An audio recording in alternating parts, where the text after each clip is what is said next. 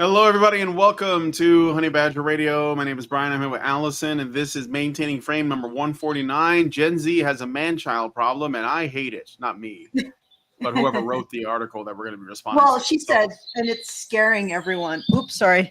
Oh, And it's scaring everyone. Yeah. Yeah. But everything scares them. The truth scares them. Reason scares them. Compassion scares them. Considering the perspective of men terrifies them. The possibility that they are the ones who are wrong, I don't even think that enters the scope of view. It's so scary. Yeah, there's nothing really more terrifying than somebody who's absolutely certain that they're right. And then acting on that without considering they might be wrong. Yeah. So, anyway. Yep. So, what are we getting into today? And do you want to do some things first? Yes, exactly. All right. So we will go through this article, and then I have sort of I think I'm probably going to butcher this word, potpourri, a bunch of items. Potpourri? A potpourri, yes. It's but it's in a pot. Why wouldn't it be called a potpourri? Or you could call it a smorgasbord instead. A smorgasbord. But actually, I think about it. Like, it's in a pot, right? They're like petals. And why wouldn't you call it a potpourri? Maybe it's French, and the French say pot. Oh, okay. And the French. I'm not sure if that is that a pot in French? I don't know. I don't give a shit about the French, actually. I blame them in part for all of our problems. So, in part. Charles Fourier did invent feminism, modern concept that a society should be judged by. I was going back to the French Revolution, but yeah, sure. Yeah. Well, I mean, there's a lot of crimes the French have done. But anyway, to finish what I was saying, Charles Fourier invented feminism, which is the notion that society be judged by how much it benefits men, how much it benefits women. My apologies. To the exclusion of men. So men are to provide that benefit, women are to receive it. Not only that is an exercise to the viewer how much our society sort of resembles that at the moment. But anyway, he was the first one that sort of formulated that conception very explicitly, because before, society was supposed to be about, at least that was the presumption, that it was about honoring God, but we're way past that now. Anyway, so if you would like to send us a message at any time throughout the show, you can do so at feedthebadger.com/justthetip. That's the very best way for you to send us funds, because the only thing that gets taken out of that is the fees, not YouTube's gigantic bite. And it's the best way for you to send us a message, because you get a little more space, and you won't necessarily run afoul of YouTube's fickle, perhaps might be the word, comment system. So yeah, feedthebadger.com/justthetip to send those comments in. And you can send anything in. I think a couple days ago, somebody gave us $20 to tell us how horrible we were. Well, I'll take it. I'm not going to turn my nose up it. But, feedthebadger.com. Monetize the haters. Yeah, sure. Take other channels monetize their fans. We monetize our haters, apparently. Or they monetize themselves, actually, come to think of it. But regardless, feedthebadger.com/justthetip is the very best way to do that. And if you want to support the show, feedthebadger.com/support is a very good way to do that, because we continue to do this work because our patrons and supporters continue to want to see us do it. So, and that's why, because we're pretty much on the hit list of a lot of alphabet agencies, apparently. And this is judging from what has been leaked, I suppose. So feedthebadger.com/support is the way to support us. And I do have some thank yous, but I'll do it later when we do our little transition segue. So shall we begin? Yes. So is this like a request from Nope. one of our patrons? Is this something No, that you not found in in the the wild? Like, how did you come across this article? I came across this article. Oh, I regularly, Medium sends me stuff, and it's like, based on your prior reading habits, we think you'll quite enjoy this article. I'm like, Ah. enjoy is not quite the right word, but I'll take it. So it got recommended to me by Medium's Mm-hmm. system of whatever. Yeah. Oh, okay. Yeah. So Medium's algorithm Yeah, sent you exactly. something. Yeah, Yeah. it sent me something. It Okay. sent me a little present. All right. You know Well, what? I just realized I got to turn off the cat cam. That actually maybe why the void cat hasn't the come. birds. Yeah, the I birds. mean, Like if the birds prevent the void cat from coming on camera, from leave the emerging. birds, leave the area as it is, or whatever you got going on there. It's like you're in a zoo, but like the birdhouse at the zoo. So Well, tell me, guys, in the chat if you find this distracting. The bird sounds. I can turn them down a bit at least. they're there to keep the cat from pouncing on the entire stream. So, you know, like we got to weigh these things. We got to weigh these things and make an educated guess. But Some person on the special chat. The special chat has really started. Today. Hugh Madbro reported for copyright infringement of what? I don't know.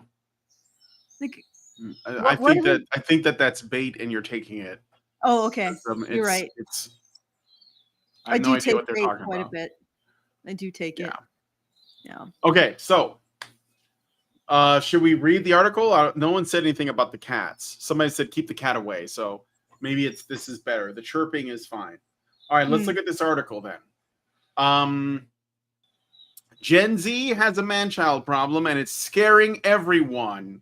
A frantic phone call today made me realize how dire things are by Oceana Tepfenhart, which totally sounds like the name of like a character in a mystery novel or something. Mm-hmm.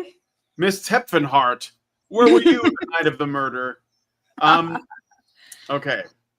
So, and this is one of those that's written by like a wannabe fiction writer, isn't it? Like Probably. okay, I'll try to maintain. It's only supposed to be 8 minutes long, so yeah, that's not okay. That never really pans out, does it? Dave asterisk. Okay. Dave called my husband and I on the verge of going on a full fury drive of rage to his ex-boyfriend James's house. We were, to a point, waiting on this call because James was already problematic. However, even we were shocked at how bad it got. So, a man called them about their ex-boyfriend. Okay, so that's what it sounds like. Okay. Yeah. You see, it's hard to actually anger Dave. Dave is a stoic type of man. He doesn't really shake easy. He's an old soul who has seen his fair amount of crap. During the day, he works a solid Joe Everyman job to pay the bills. He's an adult in every meaning of the word. He pays his bills and his taxes. He takes care of his son. When there's an issue with his house, he whips out his tool belt and fixes it. James is his childhood friend, and he's the polar opposite of Dave. James is the same age as Dave, but has never held a job for longer than 6 months. He still lives with his parents, whom he doesn't help. He doesn't do chores. Okay. All right. So this is a relationship between two gay men, huh? Is it? And isn't it? Like, well, I mean, that's it's a little confused. yeah, just like every aspiring writer who just shits out into journalism, she can't really clearly articulate what's going on. Everything has to be have you noticed that it's all just sort of a haze of emotional impressions? I actually read Blackwood Manor. It was some kind of web series, and it was exactly this. It was just people reacting to things, having emotional reactions to things. Never clearly explain what those things were, but it's just like this inability to focus on the what, where, why, and when, which makes it very confusing. I will open this up myself and see if I can make sense of it. But it sounds like, okay, and I'm going to try to presume that nobody is lying in this story because we have to respond to it as though it's legitimate at least. So there's two men. Very gracious of you. Okay, well, I mean, I don't know how else to do it because if I say, well, this woman's lying, then that's the end of the show. So Dave called my husband and I on the verge of going on a full fury drive of rage to his ex-boyfriend's James's house. His ex-boyfriend James. Okay, so Dave and James are Yeah. exes. They're Yeah. men. One of them Mm-hmm. has children, Of right? course. Yeah. He takes care of his son. He has a son, and he's Mm-hmm. like a manly man, a stoic man who fixes things. And, like she's describing his traits as masculine in a particular framework. Like he's stoic and he's an old soul and he does a Joe Everyman job and he fixes stuff and he pays taxes and he takes care of his son. Guy things, I guess. When there's and then his childhood friend, who is his boyfriend, I guess, or ex-boyfriend, is the polar opposite. He's the same age, but has never held a job for longer than 6 months. He still lives with his parents, whom he doesn't help, and he doesn't do chores. He has no responsibilities and throws a fit anytime people try to get him to pitch in. When he does get a paycheck, I thought he didn't have a job though. He spends several $100s of it on cannabis. He also tends to pressure people for sex, including Dave. Dave tried tirelessly to get James to grow up. It didn't work. Eventually, things tore after Dave got lectured by James about being immature. James lost it and dumped him. Since then, James has been bad-mouthing Dave with claims of abuse. Okay, so James is the worst person you could imagine, apparently. He doesn't hold a job. He lives with his parents. He doesn't pitch in. He doesn't help his parents out at home. He spends all of his money on weed. So basically he's like it's almost like the maximized epitome of like a complete, bum, I guess, Mm-hmm. and his boyfriend, his childhood friend, he does basically he's like the steady, stable guy. And Mm-hmm. they're in a gay relationship that ended. And somehow this sounds like a very specific Case. a very specific case of something about this I don't really care, but she's going to use this as the launching point to say this is the problem with all men, even though these are specific kinds of men, like gay men, for one, which But is also they're already both like a men. minority, and their childhood friends, yeah. And but that's even irrelevant. They're both men. Why does Yeah. only one represent Generation Z unless Dave is significantly Well, older they're than they're the James? same age. She said Oh, they're they're the the same same age. age. So why is Yeah. it that Dave doesn't represent a Gen Z man? But James, I mean, this is the problem with using a gay couple that are the same age. Why are you like you're literally cherry picking within your cherry pick? Like Yeah, and I don't know if cherry like so pickception. she put asterisks next to their names, which suggests that either she changed the names of the people involved so as to protect their identity, but they are real people, or she's making two different kinds of like sort of like people who are not real, but based on some perception of two Mm-hmm. different kinds of men that she can like look at, although she's only really focusing on one of them, which is the guy Mm-hmm. who doesn't have a job, while leaving the other guy as sort of like the bare minimum, like this is normal, not exceptional, not praiseworthy, just normal. He has a job, he pays his bills, he pays his taxes, he takes care of his son. Mm. That's it. He helps out. And then there's a guy who does the opposite of all that. He's high all the time and is and so I mean, I guess what I feel like is happening is she's setting up the stage for some kind of Mm. argument. But it is a weird set of circumstances to use because you're talking about two men. And again, I think that, well, I don't know, maybe you should keep going. And not, Yeah, we should. I think we should keep going. I think the big thing is not only are we looking at a subset of men, and we're also looking at where the gay becomes applicable is that within gay culture, there is a tendency, like if you are a young man who is more feminine, you get more latitude when it comes to being Yeah, there's still like a He- masculine and feminine role, or there's a like little a bit of this masculine and feminine dynamic, and there's yeah. also this almost encouragement, if you're sort of a femboy, towards kind of neuroticism and helplessness.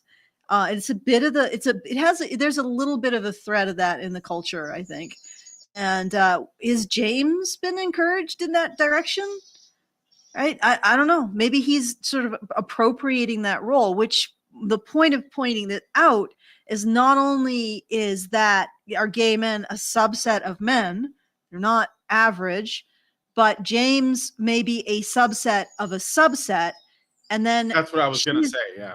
she is choosing from a subset of a subset, and then within the subset of a subset she's choosing yet another subset. So because she doesn't have to choose James, she could choose Dave, but she chooses James as throwing James up, a supposed man-child gay man who is dependent on another man, presumably, since he didn't have a consistent job when he was in a relationship with Dave, and saying that this is evidence of a problem with an entire generation of men.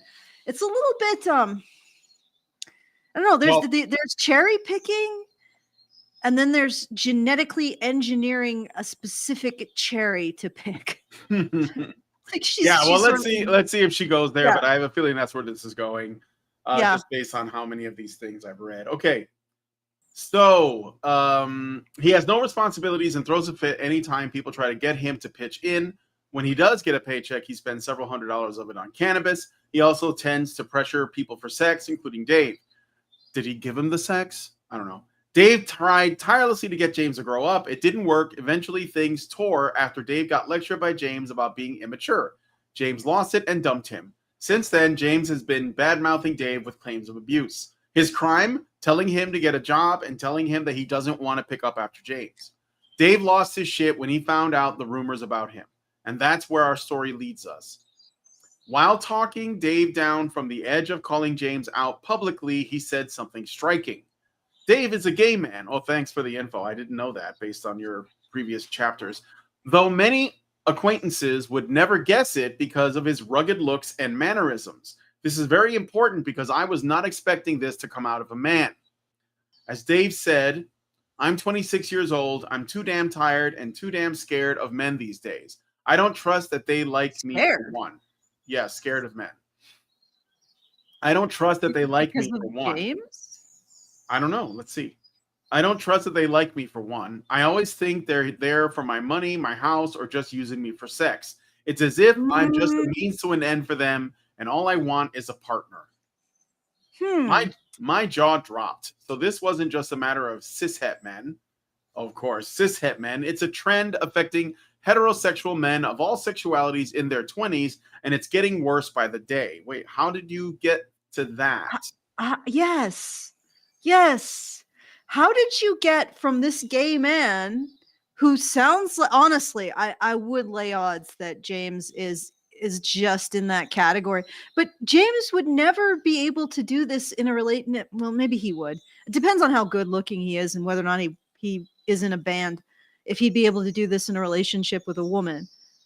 But so we're looking at a situation where a gay man has a relationship with another gay man, and that gay man basically expected him to perform the male role in their relationship.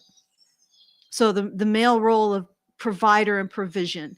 I mean, in my mind, it seems like this would make a lot more sense if James was sort of the femboy and who's part of that aspect of the culture, and he had that expectation as a result. But how is, let's just call James a femboy, right? How is a femboy wanting to be taken care of like a woman evidence that Gen Z men have a man-child problem? How does that function? Like, how does that follow? I mean, what I'm getting from this is that what's kind of interesting is that she's saying this is a trend affecting heterosexual men of all sexualities in their 20s. What do you mean, heterosexual men of all sexualities? Heterosexual is the sexuality. There's no heterosexual men of all sexualities. Those are two different things. Like there's just heterosexual, and then there's not heterosexual, which is whatever, bi, bi or gay or whatever. But you don't. First of all, you don't get to do that. But the other thing is what I'm noticing that's interesting is that what it sounds like Dave has a problem with James is probably the same thing that a straight man might have a problem with women, because he could say, I think she only wants me for my money, my house, or just using me for sex. I think it's an Right? error. No. It's just an error. What do you mean? Affecting heterosexual men. I think that was an error in how she or the AI phrased this.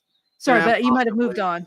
You might have moved Yeah, on. I did. I mean, I don't know. I'm just saying that's a weird way to phrase it. It makes me wonder if that, because like I always see this thing where there's these little tiny nudges, to sort of like move away from like heterosexuality in some way, in particular when it comes to men. This has been going on for years and years and years, and I see it all the time. But that's not really my primary focus. I just think it's a weird choice of words. But I'm going back to the other thing. So let me read this again. I'll just change the words around. I'm 26 years old. I'm too damn tired and I'm too damn scared of women these days. I don't trust that they like me for me. I always think they're there for my money, my house, or just using me for sex. It's as if I'm just a means to an end for them, and all I want is a partner.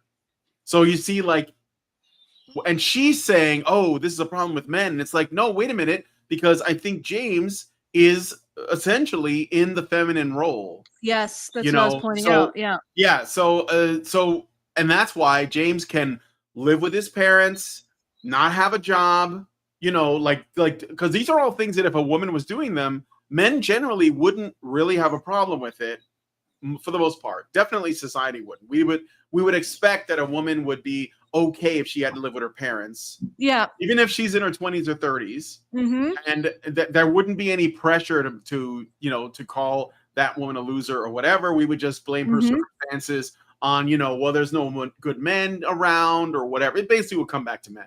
So if we look at this as purely a heterosexual case with the exact same circumstances, then what she claims that is scary about men and using Dave in his current situation as the example is actually could just apply as easily to women. Because essentially that's what he's talking about. Like, you know what I'm saying? And she is even in some quarters, even just using me for sex could apply to women as well. Absolutely. Yes. I have known women like that. Absolutely. Just, so that's what I'm saying. Like there could be men who want something more and women just want to use men for their body. Of course it happens. Yeah. Like that's what I'm saying. So anyway. Yeah. Well, this is what I was sort of identifying with when I said that this is a subset of a subset. And I don't think James, like right off the bat, Dave is seen as more masculine by this individual. So essentially this writer believes that women are occupying the position of Dave, being stoic, fixing things, fixing their car, having their car, having taking care of their kids. Do women have the expectations placed? Like, I don't know. It just, if a couple days ago, when we went through that article, and it was just me talking, I pointed out that it feels like feminists and other women victim fetishists appropriate issues that men bring up and then reframe them as issues for women. So apparently we're reading an article in which a feminist is reframing the expectation of providership, which is what this is, as a problem for women and not for men. Right? Did I wake up in another universe? Is this the universe where women have the expectation that they protect and provide for their partners? And what's with this scary? I don't do damn scared of men. Yeah. Dave is too, and he's the masculine one. Yeah. Well, that's that just, if like I said, I have to pretend as though this is true, even though it the more I read of it, the more it smells like bullshit. But Bullshit. if we respond to it as though it's true, it sort of completely like spaghettifies everywhere because it doesn't hold together very well. And it's No. based on that premise that you mentioned about how, we have to live in a world that is the opposite of reality, where women are the ones, women are now all Daves. And that's just Mhm. not true. Like if you, the way I just read that, where I replaced, scared of men with scared of women, it completely makes sense. Like if you read it that way, it completely makes sense. But I don't know, maybe you guys in the chat disagree, let me know. But let's read the next sections, because here's where she makes the case that this is actually a deeply gendered issue. Statistically speaking, women are killing it right now. They are more likely to go to college and graduate than men. That doesn't mean they get a good job, by the way. They are also one of the fastest growing demographics of business owners. Men, however, have been floundering.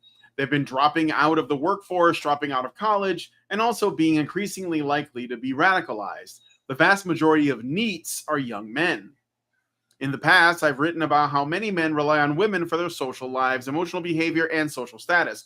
I've also written about how many men just don't even show up to a damn date they manage to score. Men are increasingly unwilling to work on themselves, better their lives, or even take a chance on relationships.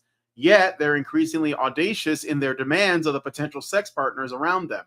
My people, we're witnessing the growth of Generation Manchild. What? Okay, so there's apparently there is a big problem with men having too high standards. Men, I guess, finding most women unattractive. Men engaging in foodie calls and ghosting women on dates. Oh, and also they're doing all of this while being achieving less than women. Oh, I don't know. I think this is exactly what I talked about. This is appropriation of things that men say, and I think they do it specifically to muddy the waters. It is like a form of complaint Darvo, deny, reverse order, accuse, reverse order. Yeah. Victim and offender. Yeah. Yeah, they're Darvoing women's or men's complaint. It stands for deny, attack, reverse, victim, and offender. Yeah. So I think that this is basically just an article that's Darvoing and gaslighting men. They're taking complaints that men have and are actually statistically like they're the penalty for being a man on Tinder or OkCupid in terms of being recognized as attractive is right there in the stats. Okay? The penalty for a man for being short is right there in the studies. You can see the penalty for men for not having credentials and a job is right there in which men get married and which men don't. The penalty for men for not being a provider is right there in it being the biggest causal predictor for divorce around the world. So she is basically taking all of the issues that men have, and then this is all basically the table thing. What do I bring? What do you bring to the table? I am the table, right? I am the prize. She's now saying that men are acting in this way, right? And if these men rely on women for their social lives, emotional labor, and social status, why are they ghosting them on dates? Why are they ghosting women on dates? This is the other thing she's alleging. That men are arranging dates, they're managing to get dates with women, and they're not even showing up. What? All right, okay. I'm actually really surprised she hasn't also accused men of going to a date, getting their date to pay for the food, and then just taking off, or doing their nails while the woman that they're dating is trying to have a conversation with them at the dinner table, and just scrolling and texting to their girlfriends while the woman that has taken them out on the town is attempting to say, hey, can we at least make the pretense that this is an attempt to start a relationship? I mean, I'm surprised she hasn't started with that. Like, Oh, okay. Let's keep Well, going. I want to. Well, no, I just want to like expand a little bit Yeah. All right. on All the right. claims being made here. So, The claims. okay, Yeah. women are killing it right now. They are more likely to go to college and graduate than men. Yes, women are the most educated demographic, particularly Black women in the United States. But that does not mean that they're making any use of those degrees. It just means they're earning those degrees. And Mm-hmm.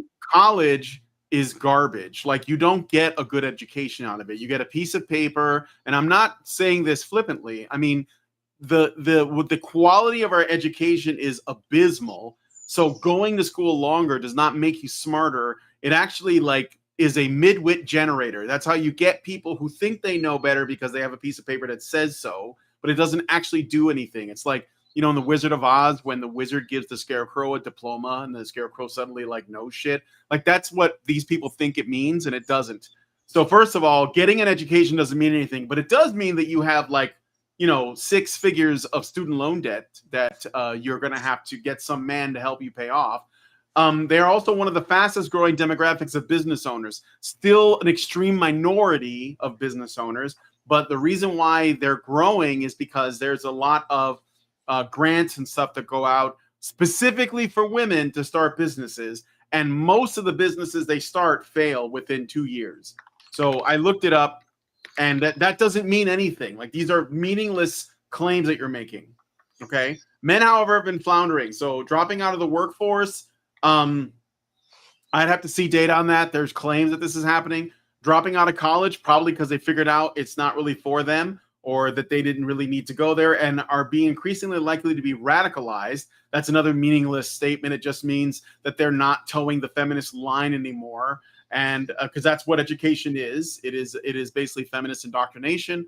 And so if boys are like, well, why would I go to school for that? And they just don't, you know, and I know guys that do pretty well, and they just start their own businesses. They just like they don't even like go work for somebody else. They just do their own thing. You know, they're around here anyway. There are guys that just do, you know, mechanic work, or they do plumbing or whatever, and they don't even worry about like joining some other company. They just start their own business, and I think that that's the way to go. You know, for men, I think they know that. The other thing is that it says here that the vast majority of NEETs are young men. So if you guys don't know, NEET means no education, employment, or training, I think is what it stands for. And again, that only measures men specifically because the qualification, like what qualifies as a NEET, is something that's almost exclusively male. Because if a woman doesn't have an education, or she doesn't have a job, or whatever prospects, she doesn't actually like it doesn't count against her. It's just what I said before. There's no social stigma against women if they don't have jobs, or if they don't, you know, go to college. I mean, most women do go to college. That's because they just get sort of like on the track to do that. But it doesn't make them better, smarter, or more capable. It's just like this claim that she's making. So like all this stuff about how women are killing it is just like, it's just a lie. Like women are not killing it. You know, even though we give them every opportunity. Oh, I don't know. I disagree, Brian. I think they are killing it. They're killing the economy. Yeah, All they're right. killing the economy. Yeah. I just want But to make anyway, sure that I think I've been trying to fiddle with my yeah. I'm centered more, I think. no, it's all right. I got a Rumble rant from OIC who gave us $1 and said, if I remember right, the Scarecrow also stated a false statement when he got the degree. I think he tried reciting the Pythagorean theorem, but he got it all wrong. Yeah, I didn't know that, but that makes sense. I mean, it was just he got the illusion of being smart, and it made him feel confident, and that was basically all he got. So, and that's kind of what education is. It gives you the illusion of intelligence and wisdom in particular, but you feel like you're a better person than other people who don't have a degree. Like I got taught by professors in my college that had 2 or 3 PhDs, and I was still able to run circles around them when it came to stuff like feminism. Like they didn't know the history of it. They didn't know, but they were like, but I have PhDs, and I'm like, so what? You're wrong about this.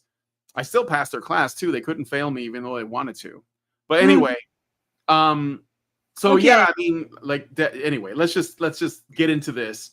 Yeah, let's oh god, this is a lot of work here. So maybe Yeah. The problems of being a man-child are manifold. Having seen people who have had arrested development in their lives, I've seen what happens when you finally have to be an adult without any practice before. It's awful.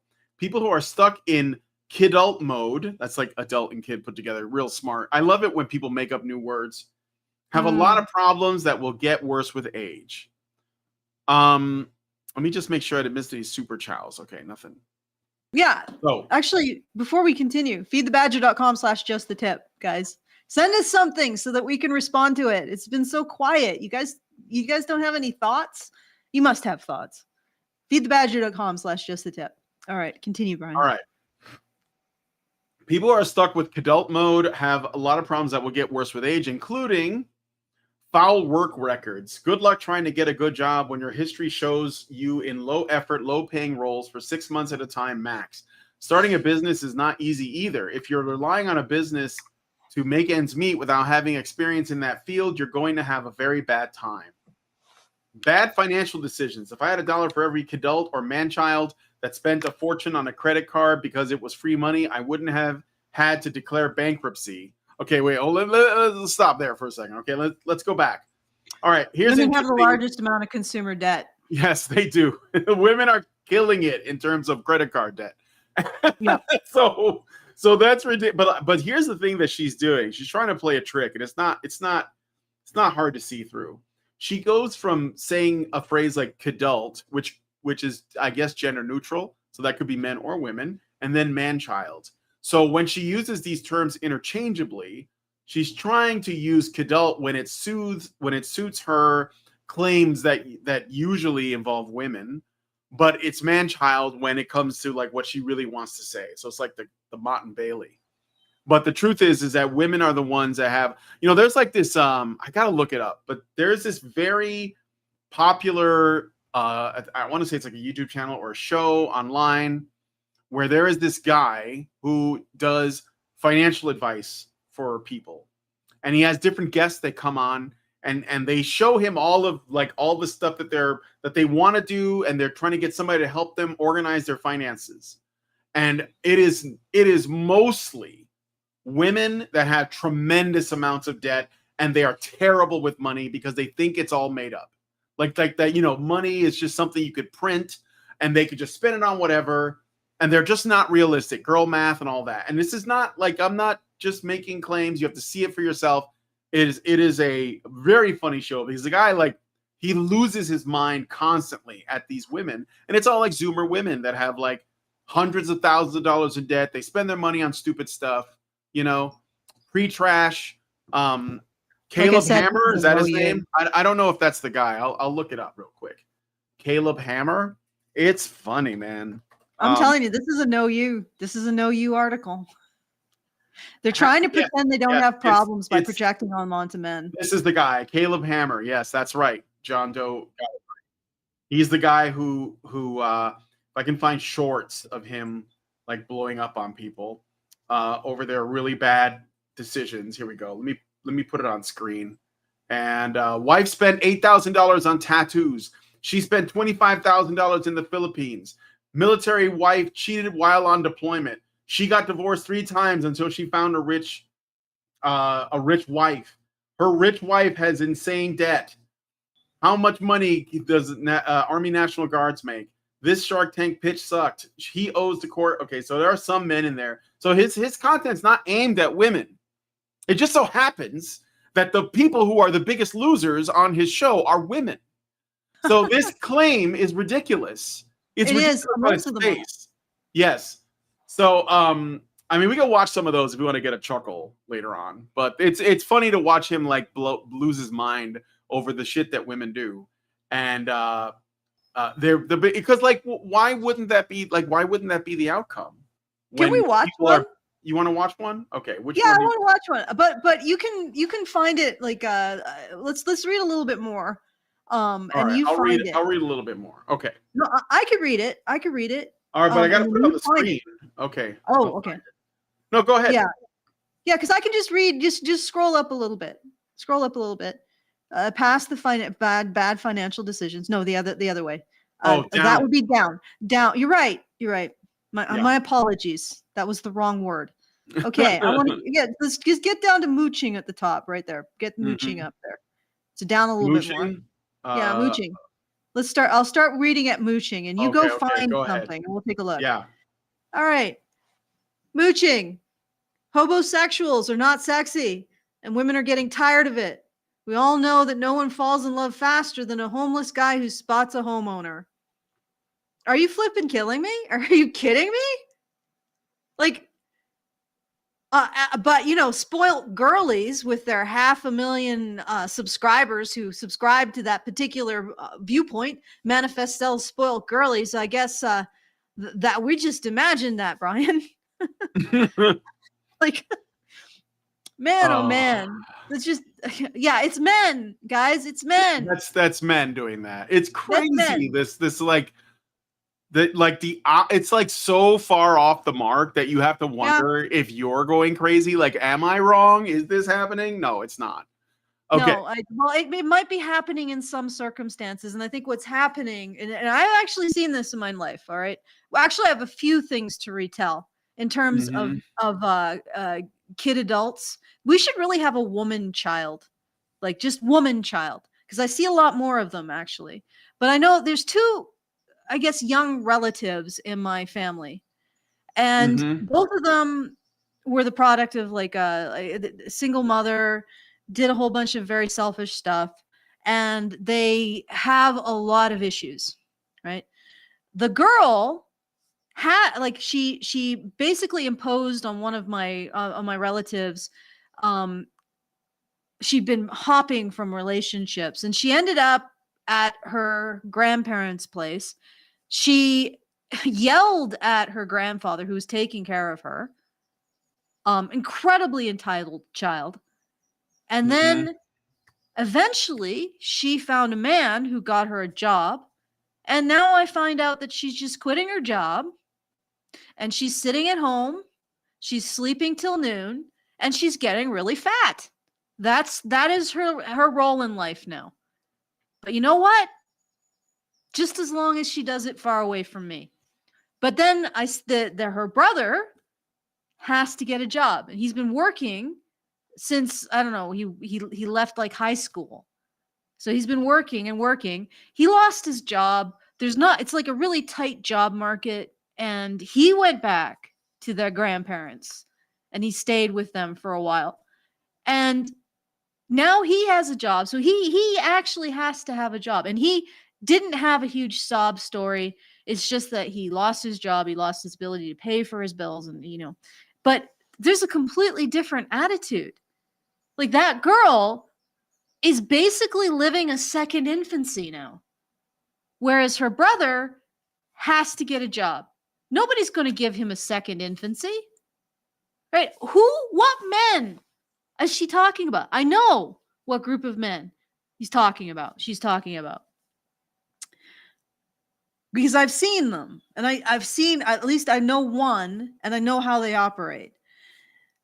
If you're a guy who's maybe an 8 or 9, and I'm just using that just as a general way to like bracket people's attractiveness. If you're a guy who's 8 or 9, sometimes you can leverage that into getting room and board from a woman who is under a 5. And I've seen that happen, right? That's what she means by hobosexual. But the thing is, these women must know. They must know. I'm thinking of a particular man. I've seen this particular man with a woman who's balding, right? I've seen him with a woman who has she's like 400 pounds. It's like, lady, how do you not know that he is using his looks for a free meal ticket? So yeah, maybe hobosexuals exist, but here's the other thing. It's rare. Like, it doesn't happen a lot. I see a hell of a lot more men struggling to find a decent, equitable partnership with a woman than I see a man who is in that Tinder 20% actually using that to make his living, a gigolo. Like, that's basically what she's upset about. She's upset about the existence of gigolos and that she's paid a few, I guess. Well, it's like a man being upset going down to, like, I don't know, Thailand, you know, and approaching a woman on the street. That's And no saying, woman. well, yeah. That's a man. Not in Thailand. Wrong country, Okay. Allison. All It's a right, little right. What? risky. Okay, give me another country. Give me another country. I don't know, Vietnam, whatever. Fucking Amsterdam. Amsterdam. Okay, so you find a chick on the street and you approach her and you're like, oh, how would you like to be my live-in? And I'll pay you so much money. And then at the end of it, the guy goes on the internet. I was cheated. No, you weren't. Lady, you weren't. You just had a gigolo. You had to pay for some snoo. I mean, all I'm getting from this is that either this Jamaica. woman is doing a no you, or she is sub 3. Yeah. And she's had a few of those guys who are willing to date a sub 3 as long as she has a house and is willing to pay for his booze, his marijuana, and you know, his consoles. Right? He'll allow, you know, but that's just, this has happened to men since time immemorial.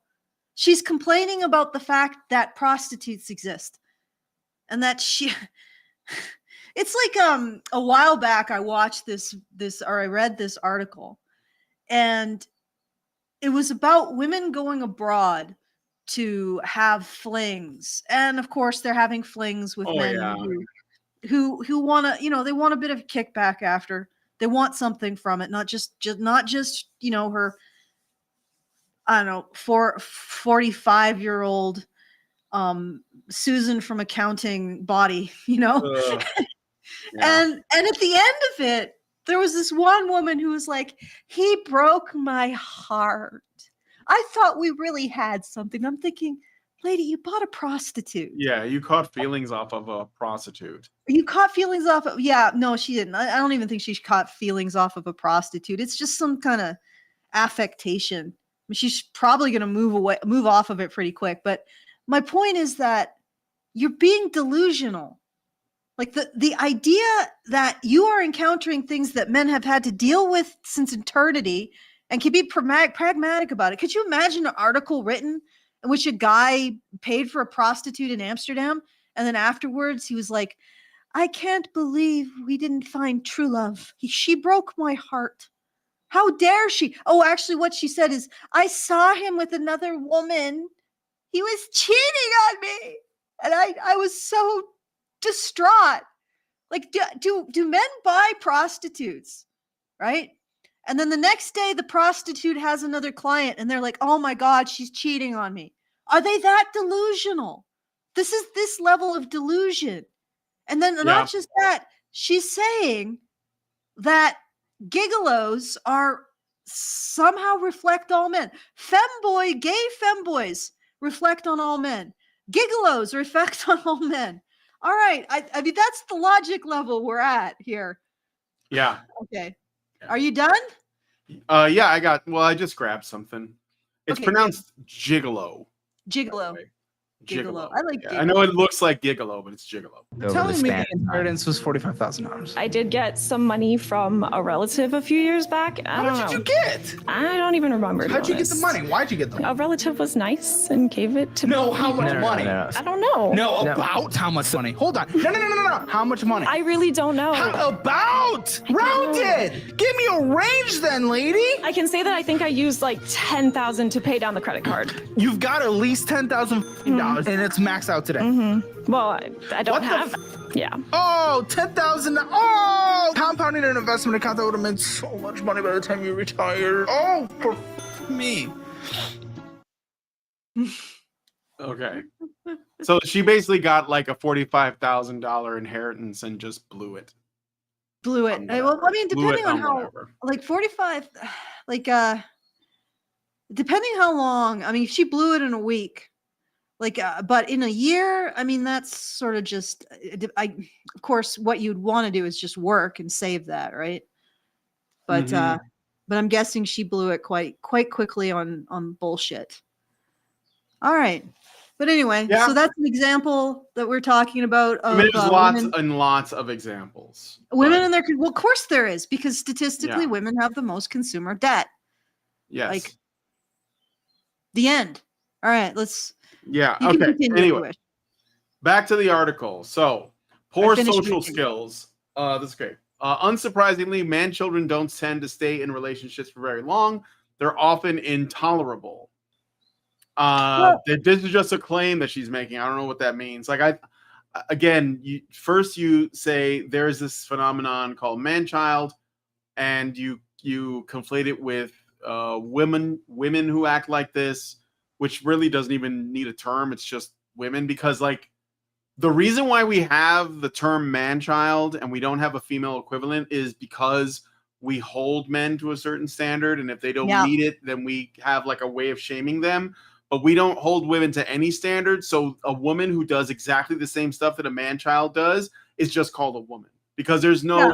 And I mean, there should be. I'm not saying that it's not, that it shouldn't be that way.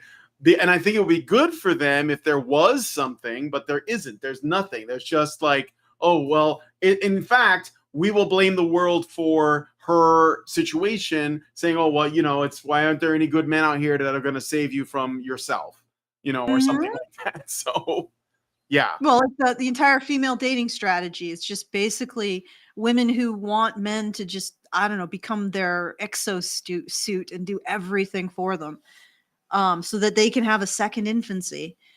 But it was just something that just really occurred to me and it was when I was interacting with a tweet where a woman was saying something like ugly men are upset because they can no longer rape women in order to have children. Yeah, I know. Yeah, that was I was like that. It was because some guy was pointing out the problem is ugly men raping and not rape itself. Like what? Like I guess if it's a good-looking guy that's raping, then it's not rape because you want it. I guess. I mean, I don't know. But they'll still yeah. Well, the logic was that a man was talking about how most women don't find men attractive, the average man attractive. And she beaked off about how you're just upset because you can no longer rape. You ugly men can no longer rape. I'm like, wow, that escalated. It's weird that doesn't. That doesn't even enter a man's mind. Like I've never heard of a man thinking like I should rape her because I want to be seen as attractive. Like how boy, that escalated quickly. I mean, that really got out of hand fast. Yeah. Just something. I don't even know how to reply to that. But anyway, you were saying about this tweet. Did you say something to them? Yeah, no, I did. I was like, this escalated rapidly, basically. Like, this is like one of the most psychotic escalations I've seen on Twitter. A man complains that the average woman does not find the average man attractive, and this rad femme is like, oh my God, you just want to be able to rape women to make ugly babies. I don't know where you go, but the overall point was that I think women have this thing that they do where they define men and they use those definitions to control them. Does that I don't know. They do. Yeah, no, for sure. Yeah, they make claims about men. They use terms like they call them rapists, or they make comments about the behavior. No evidence necessary. No evidence necessary. Yep, and then they just use it as a weapon on them.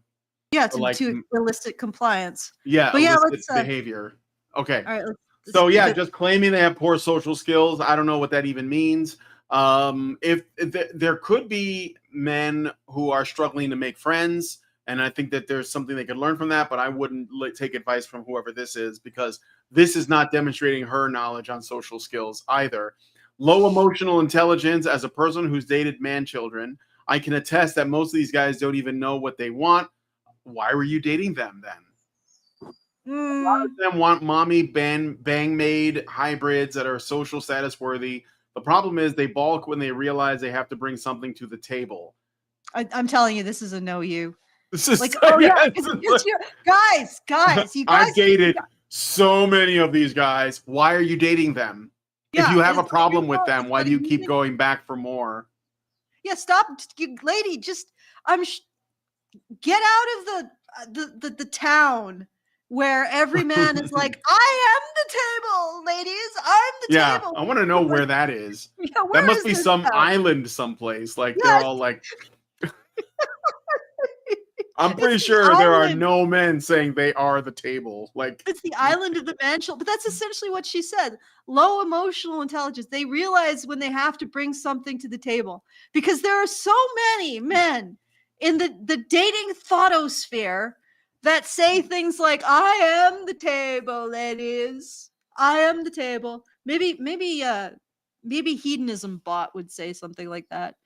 So literally is the table, but no, there's so many men. I like, where is she? What perspective? Okay, let's just, in the interest of getting bizarro world. Yeah.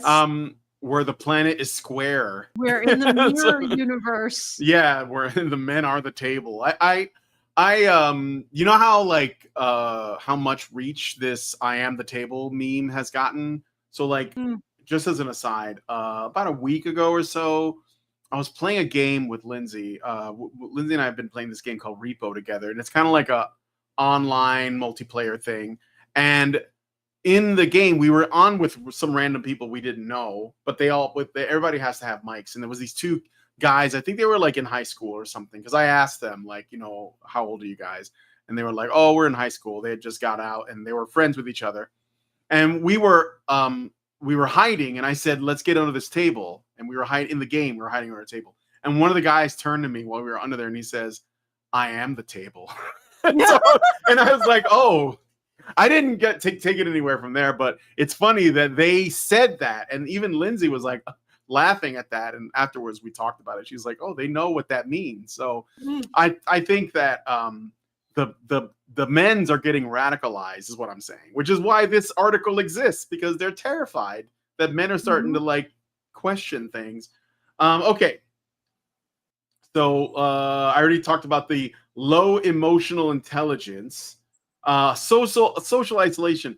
The more you fall behind others in maturity, the lonelier you will become. Healthy, functional adults don't want to hang out with overgrown kids. And yet I think men generally are much better at making friends than women are. Men, we know how to be friends. Well, I was thinking about this, like, but if there is an issue with that though, what's causing that? Why are men unable to make friends with other men? Why are women unable to make friends with other women? No. I was going to say, if it's true, then the question becomes, what is preventing men from becoming friends with other men? If we take this claim as true, I think it happens in some instances, but I think generally men are good at making friends with other men. Mm-hmm. I'll give you a hint. It's the opposite of men. Oh, okay. But it's also, women. They break everything up. That's what I'm saying. Like also, men can't. What do you mean by healthy, functional adults? Because I presume she doesn't recognize men just fooling around with each other, or having fun playing a game or like digging a gigantic hole in the beach. I'm sure she doesn't consider that to be maturity.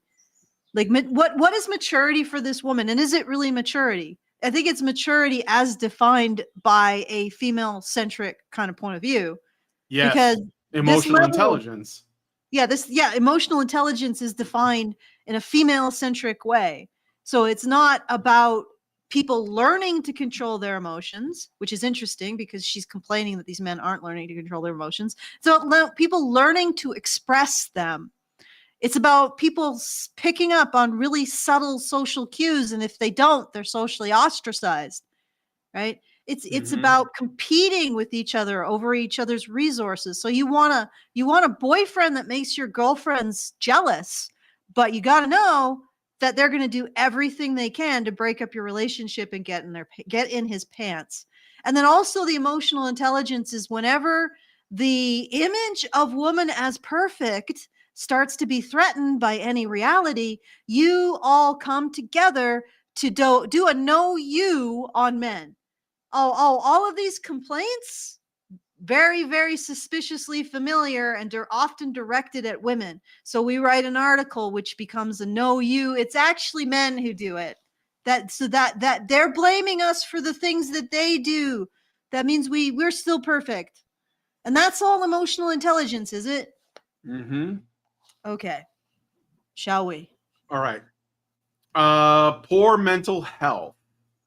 This is often a chicken and egg thing. Are they failures to launch because of their mental health, or is their failure to launch affecting their mental health? It's hard to tell. Well, I'll tell you something as an aside that you did not mention, which does not surprise me at all. Boys need someone to model their behavior after. And you people and your ideology has done everything in its power to separate boys from that, while simultaneously telling boys that what they need is what they have to offer, which is basically women in the state. So if I said, man, sounds like he needs a father who's involved in his life, you will say, no, he doesn't. Women and men are exactly the same, so there's no difference. But also, fathers are bad people because they're not involved or something. So you're not going to even mention that boys need a network of people, but men in particular, to help them find their way. And so when they were denied that, then you're basically stunting them right off the bat. And then you complain about them when they're stunted. So I don't know. Seems like you're doing this. You do the problem and then you complain about the people affected by the problem. But that's emotional intelligence, Brian. Oh, Didn't you know yes. blaming men is emotional intelligence? That's right. It is. Exactly. Oh my God. All right. And then defining them, making definitions of men. Actually, on Wednesday, I went over that women are discovering men's nature and it's making them unattractive. And I actually realized afterwards that I should have pointed something out. That entire article was about women supposedly discovering men's nature. So they were discovering, the different cognitive landscape of men. And yet the article itself was just a list of what the writer wanted in men.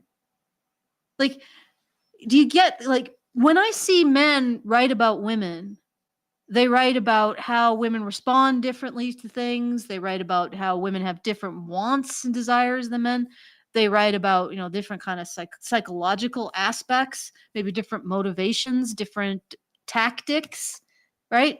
So if they write, we find out the truth about women, you're actually finding out features that are unique or different to women. And yet when this woman wrote an article, instead of finding out unique features to men, she just wrote what she wanted from men and called it men's nature, or called not doing it men's nature somehow. Like I said, there's just women just define men. And that's another aspect supposedly of their emotional maturity, is they just create a definition of men and they usually the negative definition based on what they don't want them to do or them not doing what they want them to do. And then they manipulate men based on it. Like you're supposed to be a real man. And what's a real man? Well, throwing himself in front of the bullet for me. All right, let's keep going. We got a compliment. Is this in the vertical chat? Holy heck? cow. It's like I found a unicorn. I'm going to catch it. So Kurt's Wraithwood says, scrolling through dozens of talentless CO2 generators that have hundreds of viewers. This is the best place I have stopped, and it's a shame there's not more people here. Well, thank you. I'll take that as a compliment. Blame the Department of Homeland Security. It's the wrong. No, honestly, it sounds paranoid, but we are actually on a watch list. Yeah, but thank you, Kurt's Wraithwood. Please consider much. subscribing to the channel, and we try to do live streams all the time where we talk about these issues that, frankly, nobody wants to touch with a 10-foot pole. So, but we will touch it. We will touch it with our dirty fingers. Let me point something out. let me point something out. If women are you spending all of their emotional energy on making these definitions of men, like manchild and hobosexual and all of this other stuff that's based on what they want, they're not developing themselves. Right? This is No. not self-development and it's not emotional maturity.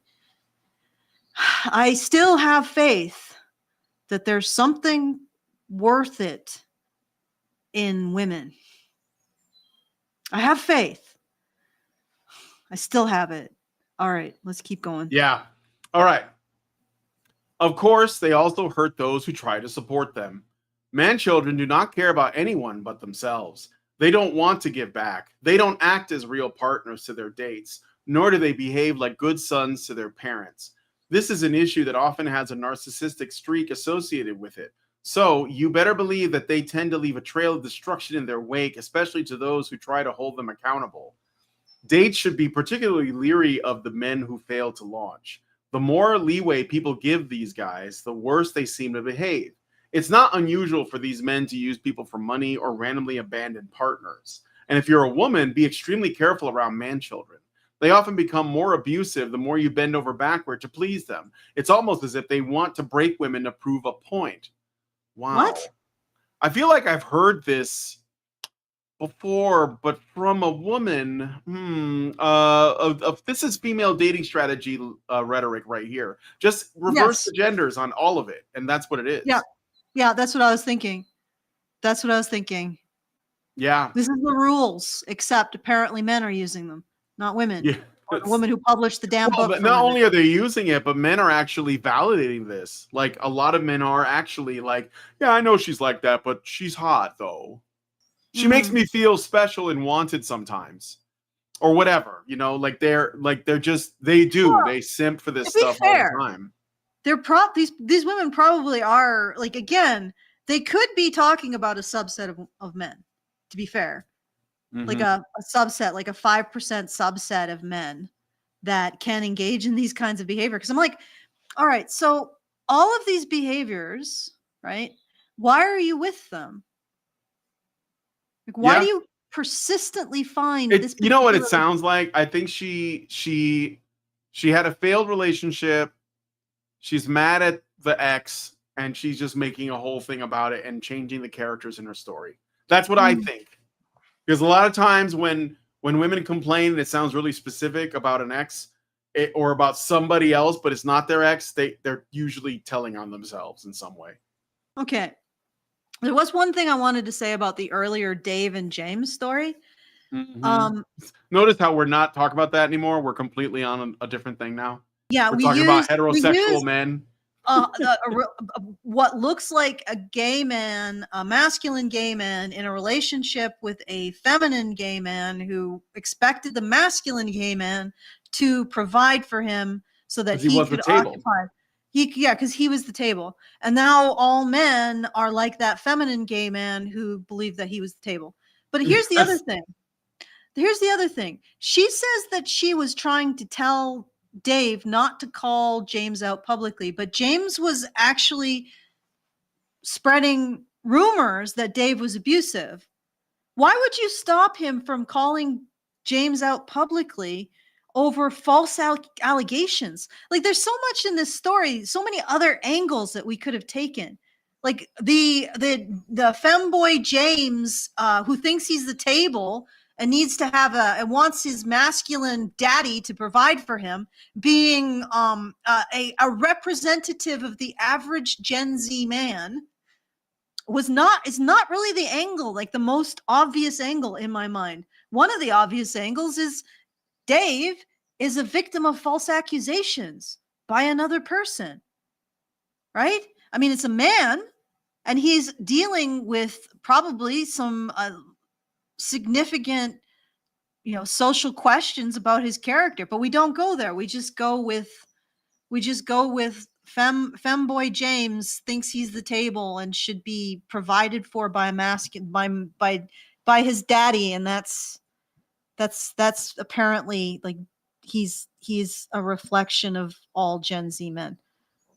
Like, am I going nuts? Is that not ridiculous? It is ridiculous, yeah.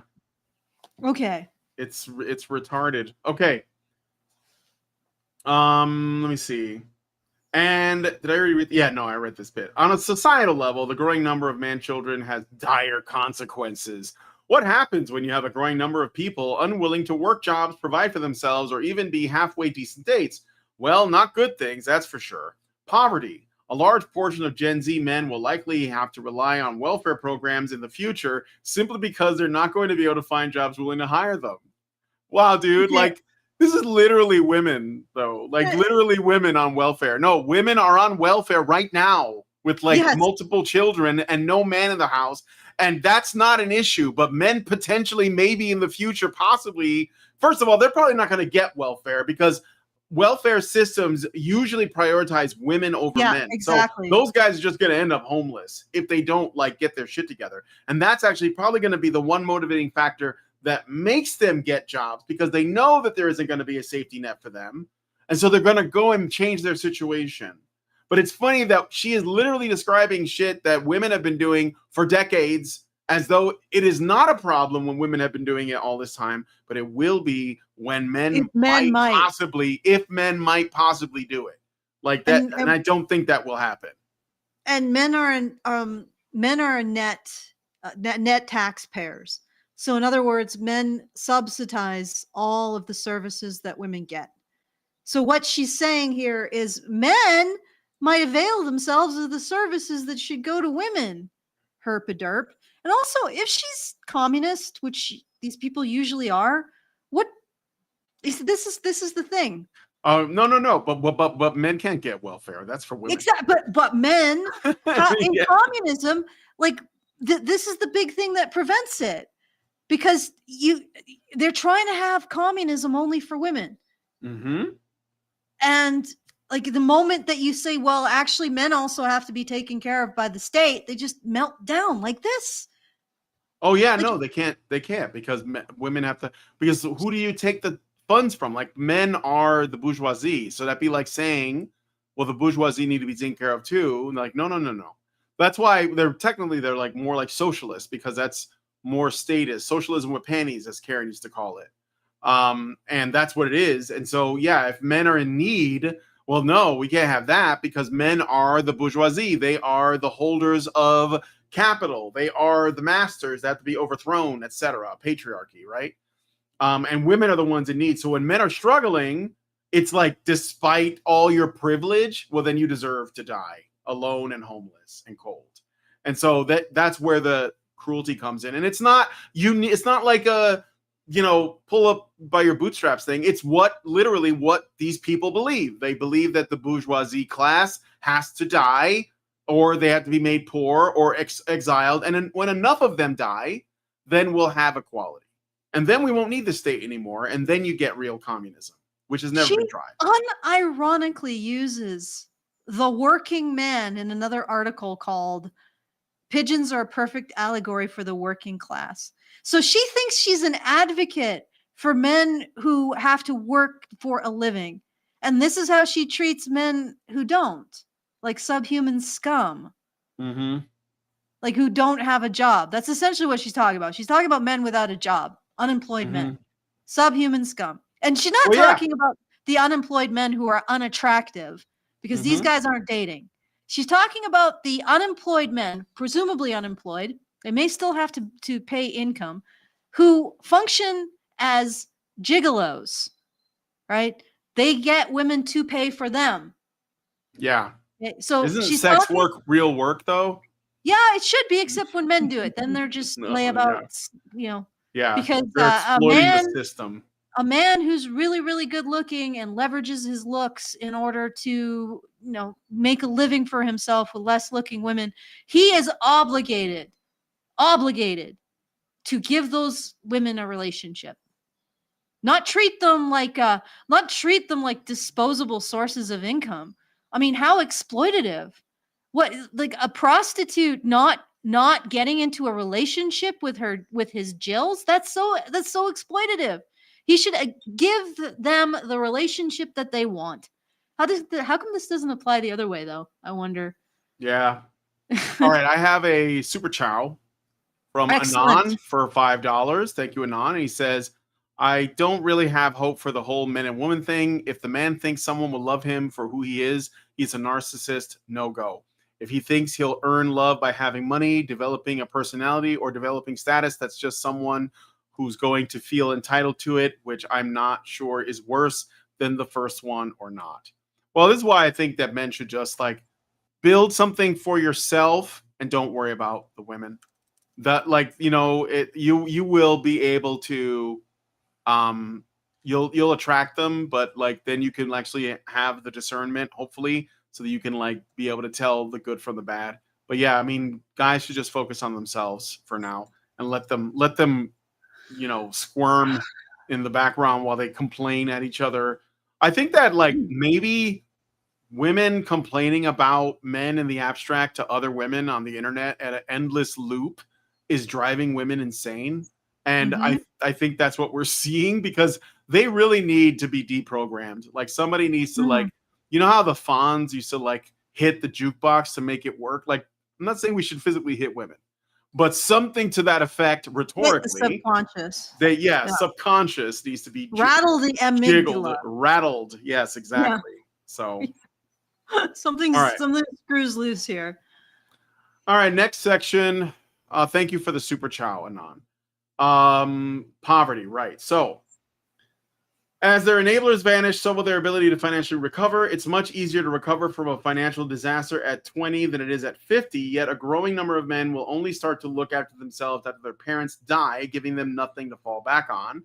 This is, again, you'd have to, that has to happen before you can make that claim. I imagine that Generation Z men, their parents are probably alive, and yeah, they're going to be relying on welfare, I guess, which they should not be allowed to do, according And to you know what's really funny is that AI is actually, I know people have been like scaremongering about AI, but it's looking like it's destroying the first few rungs of the career ladder. So people are graduating and there's no entry level jobs anymore because it's less costly. So there's no jobs where younger workers can actually get in and start learning the ropes, because it costs employers less to just take people who already understand the job and empower, use AI to give them a multiplication factor on their ability to work. You get what I'm saying? So AI gives these already they're already existing workers who know what they're doing, like like some Doc Ock arms, so that they can they can do power of the sun in the palm of my hand. Yeah, they could do like 4 times the work. But that means that new workers are completely squeezed out of their career path. And there's a big problem with that now. So there's going to be a lot of men who are probably facing a future where they can't get employment, and it's through no fault of their own. It's simply because the job. And the thing about AI, because everybody says, well, every new technology, technological innovation, every new is disruptive to the labor market. True, but AI is uniquely different because previous technological disruptions actually favored new workers. Right? They favored people who could bring a new mindset to the new technology. They didn't favor old workers who understood and worked with the old technology. They became obsolete. New workers came in who were learning these new systems, and they were actually they were preferred because the old information was obsolete. That's not what AI is doing. It's not making older workers obsolete. It's empowering them to do even more work, which is taking away the bottom rungs of the career ladder for new employees. And this is a big problem.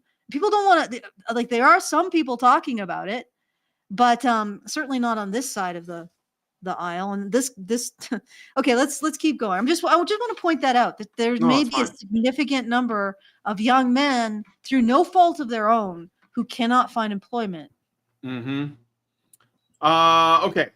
Man children also won't be able to find partners willing to tolerate acting as parents for them. People are increasingly aware of the rise of moocher men.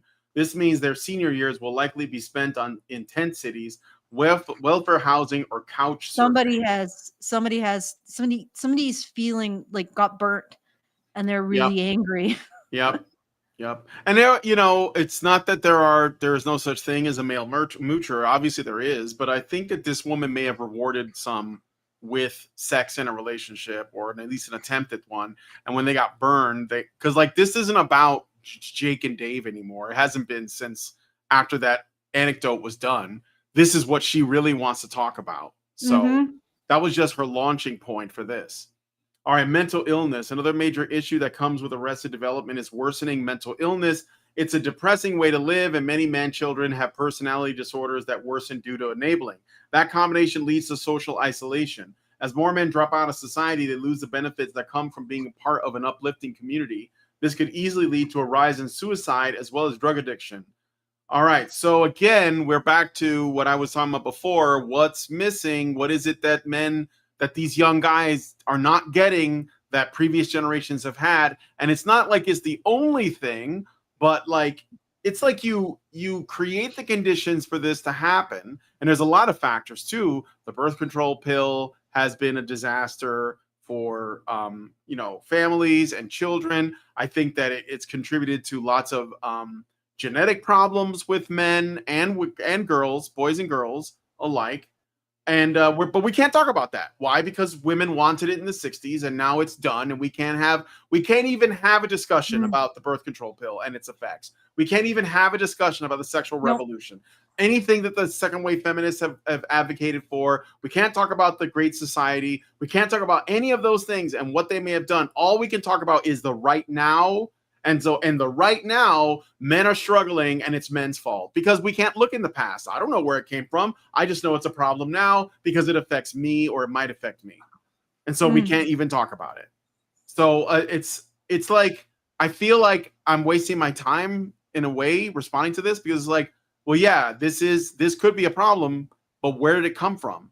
Because if we can't talk about where it came from, then we have no hope of addressing it. Like no hope at all. Yeah. So all right. All right. I got another super chow from Albatross, who gives us $5 and says, sounds like some women are getting a taste of their own medicine, because what she's describing sounds like what princess treatment girls do. Yes. That is what it is. Exactly. It's not, but not like that. Guys, you're not allowed to do that. I don't know if you know. All right. Crime. There is a very distinct link between being a man-child and being an incel. In many cases, they're one and the same. Incels have been linked to mass murders, rapes, and domestic violence. What? How are incels linked to domestic violence? They don't have relationships. Yeah, right. Yeah, and actually, statistically, incels are less violent. No, yes, they are obviously less violent, but domestic violence is literally like impossible. Like if you're in a relationship where domestic violence could happen, then you are by definition not an incel. Incels have been linked to mass murders, rapes, and domestic violence, sort of like the way Black people have been linked to fried chicken and watermelon. Yeah, you can make links. Yeah. And you know what's really sad is being linked to delicious food items is apparently more of a horrible thing to. I'm more likely to get our channel struck for having said that than having said incels are linked to these nasty things that are much, much worse. Like, who doesn't like watermelon and fried chicken? But anyway, I love fried chicken. Yeah, I know. I do as well. It just causes me great pain because it's got weed in it. But incels, like, yes, they have been linked to these things. Not like they per capita, they're actually less violent. So if you took the sampled from a group of if you sampled from a group of incels and you sampled from random people in the population, the incels would be less violent. Absolutely. Yeah, like it's a very, very small percentage that actually sort of act out in the world. And most of the time, if they act out violently, it's against themselves. Like most of the time, if it gets to that point, which is also a very small percentage. But again, these people only, like, incels only exist in the minds of these women when they harm other women. Like, even if they mostly harm other men, it doesn't count. But if a woman is harmed while an incel is murdering a bunch of dudes, then it becomes a woman's issue, and it becomes something that all incels are linked to. And it's a condemnation of men everywhere. Like, we've gone from, you know, somebody who's like a failure to launch to mass murderer. Like, that's how much we've escalated this conversation without even considering how much of a minority you're using. It's like you said, it's like, it's not cherry picking, it's genetically engineering a cherry. Yes. It's a GMO cherry that you have picked, you know, after it's been in the fucking, you know, Wuhan lab for like 10 years. And you're like, now finally I have it, the perfect cherry. Yeah. This is it. Incels, mass murder, couch surfers, and guys that are struggling to find jobs. Yeah. Like, what?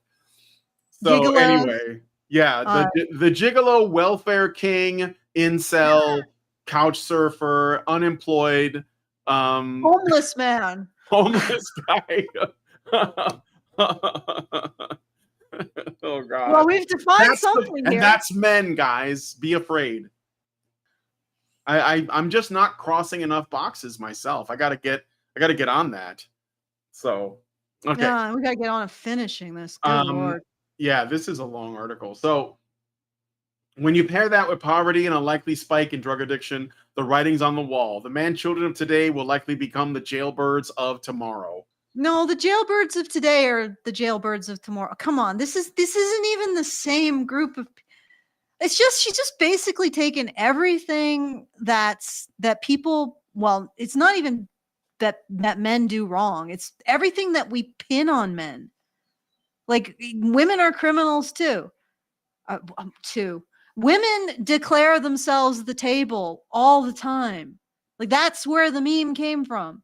And I watched them do it with great glee, right? So all of these negative things, first of all, they are negative human traits.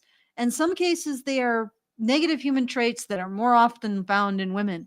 And she's basically just defining men with them in order to do a know you, because she feels that the vision of the perfect woman is threatened. And then again, this woman has an article where she says she commiserates with the working man. And yet this is what she thinks about the non-working man. Well, you certainly commiserate with the working man, but if the working man ever said, hey, I'm being exploited by work, by the bosses, by the capitalist bosses, and became the non-working man, you would be right there to take a big wet shit on him with all of this. Like Amber Heard. Crime, drug abuse, domestic violence, all of the horror. Oh, you're just a worthless man. Like, how do these women advocate for the working man, and yet they provide the most toxic shaming of the non-working man? Yeah. Okay. I want to get through this. So radicalization. I'll keep this short. Proceeds to write like 4 paragraphs. Oh, good Lord. I'll keep this short. There's a reason why misogyny and loser men go hand in hand. It's because seeing women achieve when they fail burns them up. Bad actors use misogyny as a way to gain more money and power. So what about winner men? Are they also misogynist? I bet they are. Wait. Middle of the road guys. Are they also misogynist? Oh yeah, sure they are. Why are we even making a distinction when you know you're talking about all men? All right. And you know, like, I always go with the question, the system, right? So she's presented something. So men use misogyny to get ahead. Wouldn't that mean that all of the men who have jobs, who are not all the men who have got ahead have used misogyny? That's what I'm saying. Like, you're saying loser men are using misogyny.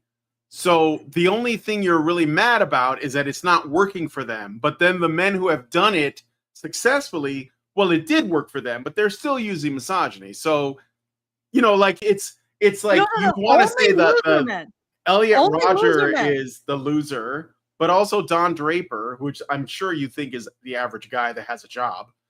He is also, you know, using misogyny to get ahead. and he hates Yeah, it. well, when the working man, she goes to bat. Okay, but I just want to use misogyny as a way to gain more money and power. Okay, so bad actors use it. So this is a way to gain more money and power. Misogyny.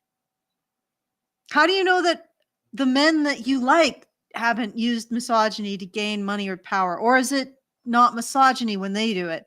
And okay, so you're calling out men who haven't achieved, who haven't got a job, and these men use misogyny to get those things. Has she given any examples of men that No. she likes doing something good? Or has this all just been negative? with It's the all just been exception of negative. her But I would really like gay an friend example. who was I would like an hurt by example of a man using misogyny to gain more money and power, please. this. Just one. Just Yeah, one, because it James doesn't even make doesn't work. sense. Femboy James, who declares he is the table to his gay masculine bear daddy. Yeah, is he using misogyny to gain more money and power? Because that was your original example. I mean, if you accept that we live in a patriarchy, then by every man is doing definition, it. every man is doing it. Yes. Yes. And the Only only men difference- who are not doing it are just like the Losers. lowest rung of men. But even they still have privilege because they're men. So you're more disgusted because despite their privilege, they haven't succeeded. She's saying bad actors. So she's saying, oh, this is Andrew Tate. It's another Andrew Tate article. Is it? Go well, she read didn't the name next him, line. but- Read the next All right, line. let's keep going. Bad actors target man children because they're the easiest marks out there. We're already seeing many men with arrested development get radicalized by red pill influencers. Okay, Red but pillars why tend to encourage man children to avoid meaningful self-improvement and self-reflection. This creates a feedback loop that makes them increasingly hopeless about the future. No, literally, like that's the one thing that a lot of red pillars do is they encourage self-improvement. Yeah. in men. I mean, that's the one thing that I don't think, however you feel about them, irrelevant. That's the one thing you can't deny that they do. That's just Yes. true. Like, yes. Yeah, Okay. that's ridiculous. And in fact, she probably has an article in which she calls out the culture, the bourgeoisie culture of self-help of the red pillar. They Oh my constantly God. focus on the individual improving their outcomes, which is the toxic individualism of the far right. Are you fucking no? Okay, but red pillars tend to encourage men to man children. I think meaningful is what's really doing a lot of heavy lifting there, because the word she probably regards all of the self-improvement that red pillars encourage men to engage in to not be meaningful. I think that's where she's getting her out.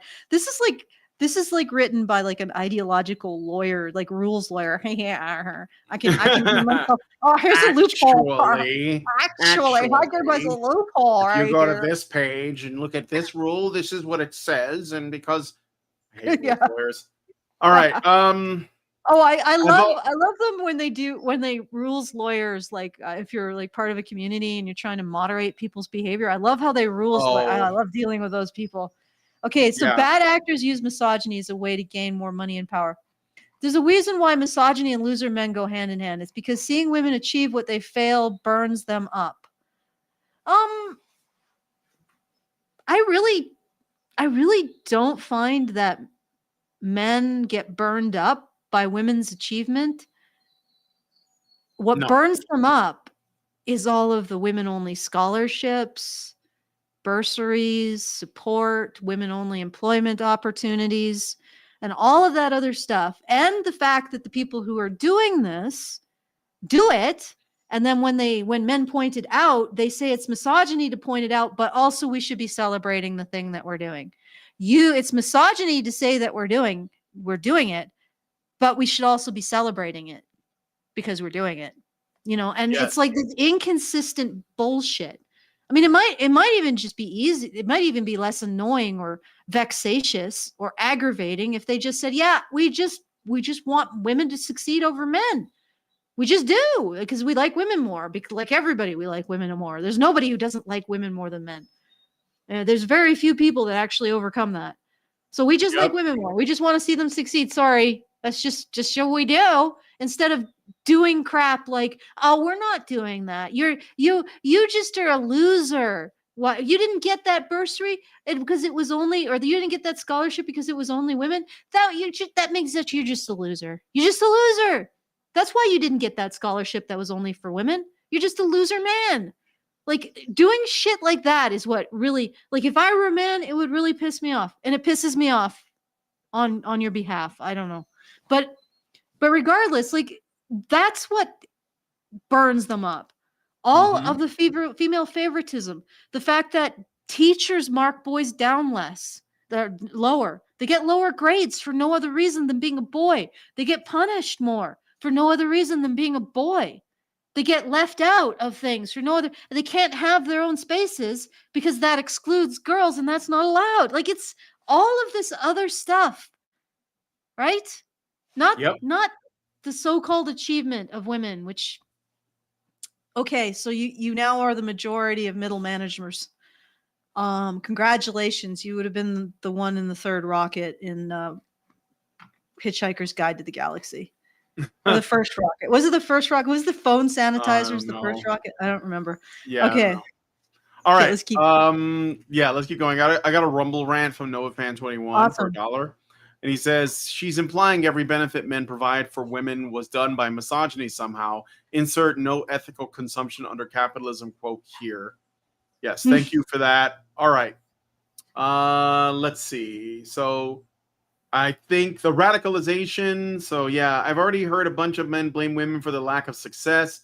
Red pill radicals encourage them to think that way and often encourage them to avoid self-reflection on how their actions hurt others. As the 2024 election showed, this has serious political implications. Oh, be afraid. I think that there's actual, like, we just talked about it. We looked at the actual evidence of the ways that women are systematically advantaged over men. And that wouldn't be a huge problem, except for the fact that after that, women still expect special treatment from men, despite the fact that men are on the path to doing worse financially. So men are carrying more of the burden of career and acquiring status and wealth and all of this stuff, material wealth in the world, while they don't actually expect it from women generally, because men don't. And women can have stuff too, and they still want men to do all of the chivalrous things. So it's like all of the advantages of chivalry for women and none of the advantages of equality for men. And that's where it is now. And women, they don't even think that they want to have their cake and eat it too. That's just what it is because they've been conditioned to think that. So this is what's happening. I'm not like that. That's an election doesn't change that. And I think that men know that. So the fact that this writer is making that correlation, like, oh, the 2024 election reflects this terrible time. It only tells us as men that you only see the notion of politics itself is just a means for you to control more of men's lives.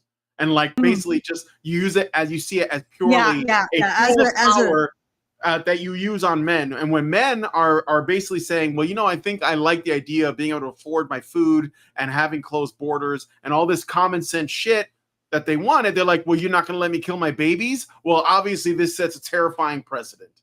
And that's what she's mad about. I mean, it's not just that, but it's essentially the fact that men have a voice and they used it. That's all it is.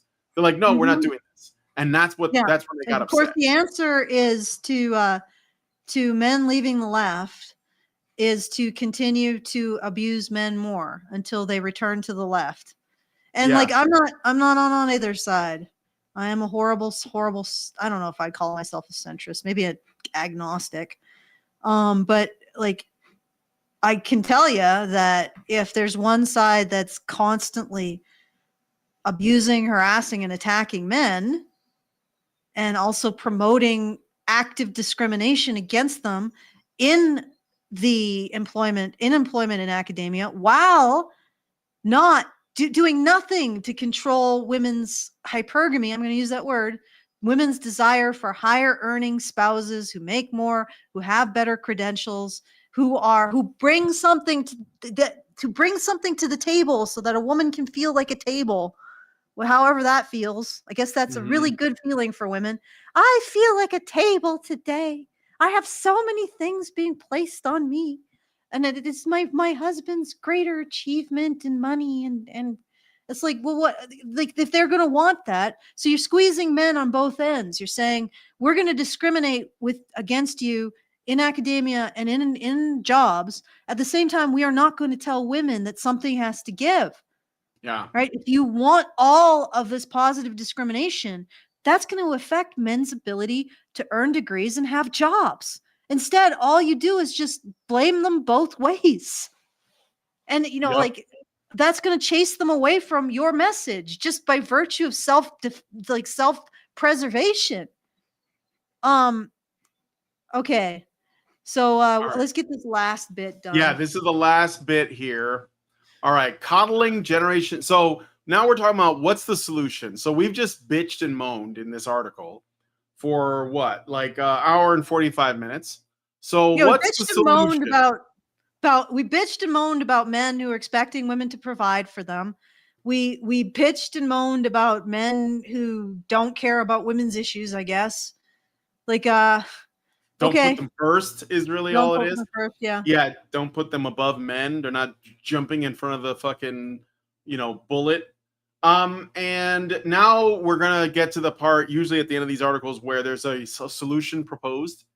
And her solution is basically let's just keep treating men like shit is what I'm gonna predict. Yeah, I'm gonna predict that the solution is gonna be more defining men and shaming them for these definitions that you constructed. Yep. I made up the thing that you are, and now I'm gonna blame you for it.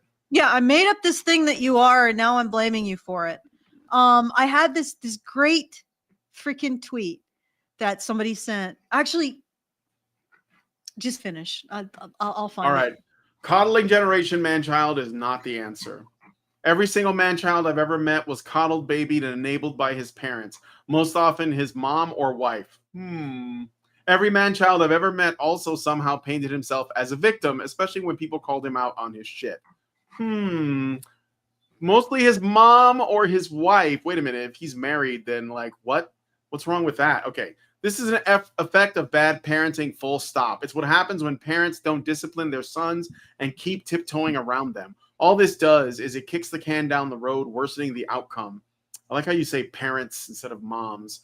The best thing that one can do for a member of Generation Manchild is to let them hit rock bottom as soon as they can. Kick them out of the house, cut off their internet and phone unless it's to get a job. Hold them accountable when they do something hurtful to others. If it seems harsh, that's because it is. There are times when you have to be cruel to be kind, and this is one of them. Because, normally I'm so kind all the time.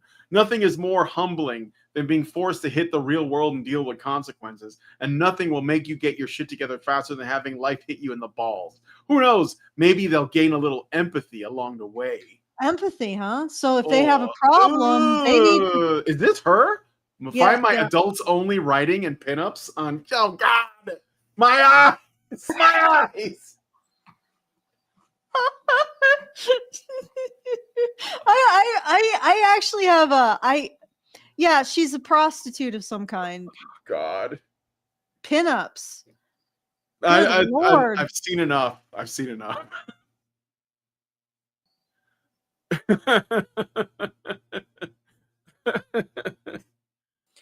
Wow. That's not an attractive. It looks bad. She looks like somebody put like Bjork in a vat of acid and fed her nothing but Wendy's. Taco Bell. Bjork on Taco Bell. And cannabis. She looks like she's a drug addict, actually, complaining about men. Okay, so what you're going to do is you're going to give men no recognition for the issues that they face whatsoever. You're going to say, pull yourselves up by your bootstraps. And that's going to get them to gain empathy. They don't have to then turn around And whenever a woman has a complaint, they just say, "Pull yourself up by your root spots, sister." Like, this is your pathway for empathy, is it? And she's like LGBTQ too. And a So communist, like, probably. how do you have like an opinion on anything like heterosexual men are doing if you're not involved with them, or at least it doesn't? Maybe you are. I don't fucking know. Maybe you're in a Yeah. polycule or some shit. She looks like somebody that has a polycule. All right. Yeah. Anyway, go ahead. Well, okay. You know what? I don't know what else to say. I mean, I think that all we can do is just end on that picture. Just let's just see her. No. All right. I'll. God. This is the woman who's Telling men how Guys, they need to if act. you don't actually listen to her, she Dude. might withdraw her interest in you. Her face is fucked up, bro. She looks like she's got like some bad, like some kind of hormonal issue, maybe like her skin on her face. Did she like get into a fight and then take this picture? Like, what is going on? That is good. tabbed It off looks of like that. very badly. It's very like cake badly. on makeup, but like the fucking acne is coming through. It No, looks, I think it's actually bruising. yeah, I maybe. wouldn't be I mean, surprised if she has she's a a lesbian lesbian. partner. She's a lesbian. Yeah. She might have a lesbian partner. You know how they get down. Yeah. Like, I'm a weirdo More than who in a loves to punch-up. write, deal with it. Yeah, I mean, I don't care. Why do women think it's cool to say deal with it? If you can't take me at my worst, you don't deserve me at my best. How about fuck off? I'm going to leave now. Like, Yeah. God. Okay, She's got a gunt. Okay. I'm gonna move away from this. Yeah. Let's Like, how do you have this much confidence? I gotta say, that's crazy, man. I'm probably from scrolling all the away. men I've who seen think it. enough. I've You know, seen but enough. I'm gonna go. I want to kiss my wife now. Yeah. What concerns me is she is a quote unquote sex worker, right? Yeah. Right. But this is just like what, 8 pages of a screed that basically amounts to, guys, you can't use your sexuality. Don't You you can't hate use it? your sexuality to get material goods from women. That's wrong. It's exploitation. Like, okay, and then this is the cherry on the frickin' sundae, isn't it? The genetically engineered cherry from Wuhan on the absolute shit sundae. That here we go. This is the state of it. And when I said that somebody has experience as a sub 5 with a man who leveraged his looks in order to get you to pay for his way, I think that's what's happening here. The final analysis. And she's really salty about it. Look, lady, you bought a prostitute. Get over it. You're not going to get relationships from prostitutes. That's not how it works.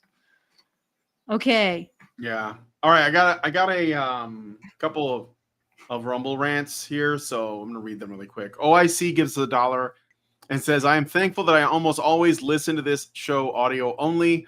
I am sorry that you had to see that. Here's a small consolation. Thank you." And then NovaFan21 gave us $1 and said, "I somehow get the feeling a lot of men who went through her remedy of being kicked out and victim blame might have voted for Trump in 2024. Yeah, well, I mean, a lot of men came out and they just made their voices heard. And at the very least, it showed people that like alienating men and shitting on them will have consequences. And that's the one thing that I think is the best takeaway from that election. So people will probably think about them a little bit more, be more considerate next time of their needs, because they are, in fact, a group of people that live in this country and vote. They vote and they vote for on policies. They don't like pandering because they tried that too. We're not that fucking stupid. Okay, we want to talk about like what you're going to do and why. So, and men will respond to that. They don't respond to being told that they're awesome because they're men. That works on women, doesn't work on men. So, okay, so I'm trying to figure out how to share this other stuff, all of these goodies that I've brought. just share the tab and let me know when it's up. Yeah, but I didn't put it in will... Chrome, so it's not. It's like, what the heck is with Video Ninja? It really hates Safari. Yeah. Entire screen. You can share your whole screen, but then yeah, you can do that as long as it's on its own monitor, and then drop it in here. It's not really on its own monitor, but I guess I could. Yeah, that's probably gonna be the easiest because otherwise I have to move all of them into the. All right, let's see. Or Let's you see can what I send me can. the link and I can put it up. All right. Well, you know what? We're probably gonna have to do that. I'll send you the link. If this is gonna be a lot of link sending. Here we go. We All need right. link sending music. No, I'll just do one at a time and then share them. So which one do you want? Just tell me the one you want to share and send me that link. So this one, We put pressure to join men in sheds. there we So go. this is. I thought we'd try something different today, guys. We go through some of the stuff that I've seen on the interwebs about these issues. Just like a little. It's not potpourri of a little sprinkle of new items along these lines. Are you able to show it? Yeah, I'm sharing it right now. Yep. Okay. Okay. So it's a very short article. Might as well just. You want to read it or shall Read it? I? All right. It started out as a gathering to reduce loneliness and combat social isolation amongst elderly men. Now there are more than 1,000 men in sheds projects running across the country where members get together, talk, and learn new skills. But while many were aimed exclusively at men, one group in Loughborough, I'm not even going to read that, some fucking place in the UK, has taken the decision to admit women and members' wives. Member Brenda Needham said, I kept asking my husband all the while, why can't we join? Oh, that's it. Your movement's dead.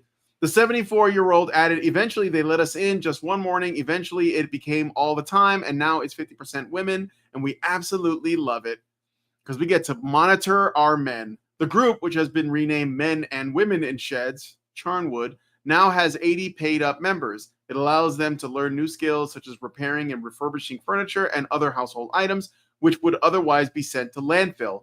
The group then sells these items worth £800 being made at a recent farmers and crafts market. And then there's like, do you want me to read the whole thing or did we get the gist? Sure. Of it? There's just Karen, couple paragraphs left. Karen Arm, 64, believes joining the group has helped improve her mental health, and she said she was never interested in what were seen as traditional female skills. She said, not everybody likes sewing and baking. I think the men maybe were a little concerned at the beginning because maybe they came here to get away from their wives and were worried we were going to take over. But we haven't done that. We work well together. Yeah, that guy looks like his soul is dying. When the women were allowed into the workshop, members decided to keep a quiet room with a model railway display in it just for the men. Andrew McNearney, 70, admitted there was initially some resistance to becoming a mixed group. He said, there was apprehension, but in all honesty, it turned out well. We, the men, escape now and again to the quiet room and have a chat and weigh things up. But he added, it's a lovely atmosphere and it's been good. Tony Donovan, executive director of Age UK, Leicester, Shire, and Rutland, which runs the project, said everyone has a story to tell about what life was like before they came here, and in many cases, it wasn't great. It's a brilliant, brilliant project, and we're incredibly proud of it. So, R.I.P. Goodbye, men's sheds. Yeah, Rip, R.I.P. men's men's sheds. All right. But they still have their one little room in the back with the model train set. They could take heart from that. They got like a 5-minute break to like go and take a breather, but we're gonna be right there. You better make it quick. Okay, next thing. You couldn't let and the thing is that this was explicitly made to help men's loneliness, and women couldn't let them have their own space. And then I deal with this constantly on Twitter and in YouTube too.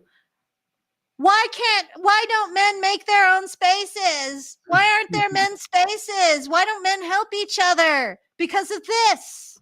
Because women take over. As soon as men go and try to create a space to help each other, to take care, to help and, improve each other's lives, women gate crash and take it over.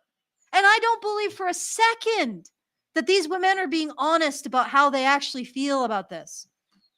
Right? I don't believe it for a second. And also, probably this shed will be gone in 5 years. And then all of the other sheds will have to admit women because women in those places will be like, well, they admitted women and Loughborough Like why not here? Shire, yeah. Yeah, it's like Exactly. they're going to disappear.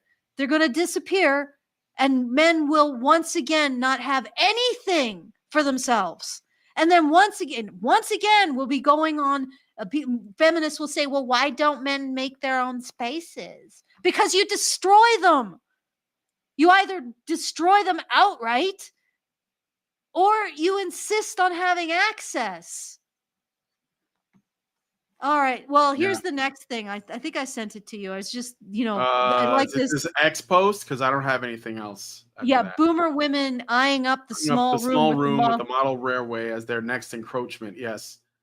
Yes, that room is not going to stay. And also, how male only could that room possibly be?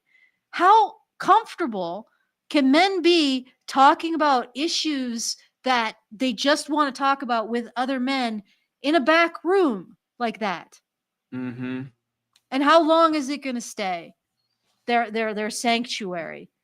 Like, God damn. So there's a problem with male suicide. Men set something up, and then women demand access. Yep. That's where the men's space is. Same as it ever was. Same as it ever was. Mm-hmm. All right. So here's the next thing. Oh, I wanted to point this out. It's another tweet on this subject, but it's something that Tin Man brought up. I know you spoke with him a while back. Yeah. I know he's more on the left. Well, I don't know if he still is. It's all right. He's no, I'm pretty sure he is. Particularly frustrating how this is in Loughborough, where our attempts last year to open Loughborough SU men's network was obliterated under fire and brimstone. So there you go. There's there is the double whammy of feminism. Yep. If they try to set up anything addressing men's issues, steamroller, just bring out the nuke and bomb it. That's what the feminists do. And if they actually make something neutral, like the men's sheds were supposed to be neutral, it's just about men's mental health, right? What happens? They get infiltrated, and the entire premise behind them is shot to hell. That's where men's spaces go. They get destroyed. Allison, by women. your video paused. Let me try to refresh it really quick. Hold on. It might not be. Let's see if I can refresh it, or you can try it. Let's try to. You try it. Try to refresh. Okay, I will try it, but first I'm going to send you another one. I wonder if it's paused on a really gonk face. A little bit. Sorry, guys. You look like the guy, the Phil Fish. That's what it looks like. Okay, so I can't. The Phil Fish. I don't see how to refresh this on my end. You'll have to do it. Okay, don't worry. I think you I left. got it. You left. Yeah. They can't hear you right now. Okay, you're back. Okay. All right. I have to see how horrible. It's okay. It's gone now. All right. So, were you guys able to hear her when it froze? Because I don't know. Because if it's not connected, it might not be. There might not have been audio. All right. Next thing. Let's grab the next link here. So, this is another X post.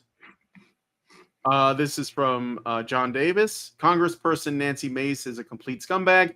She falsely accuses men. She invades men's spaces. She is creepy, and she votes in Congress for women's supremacy. Of course, she tells men what a real man is.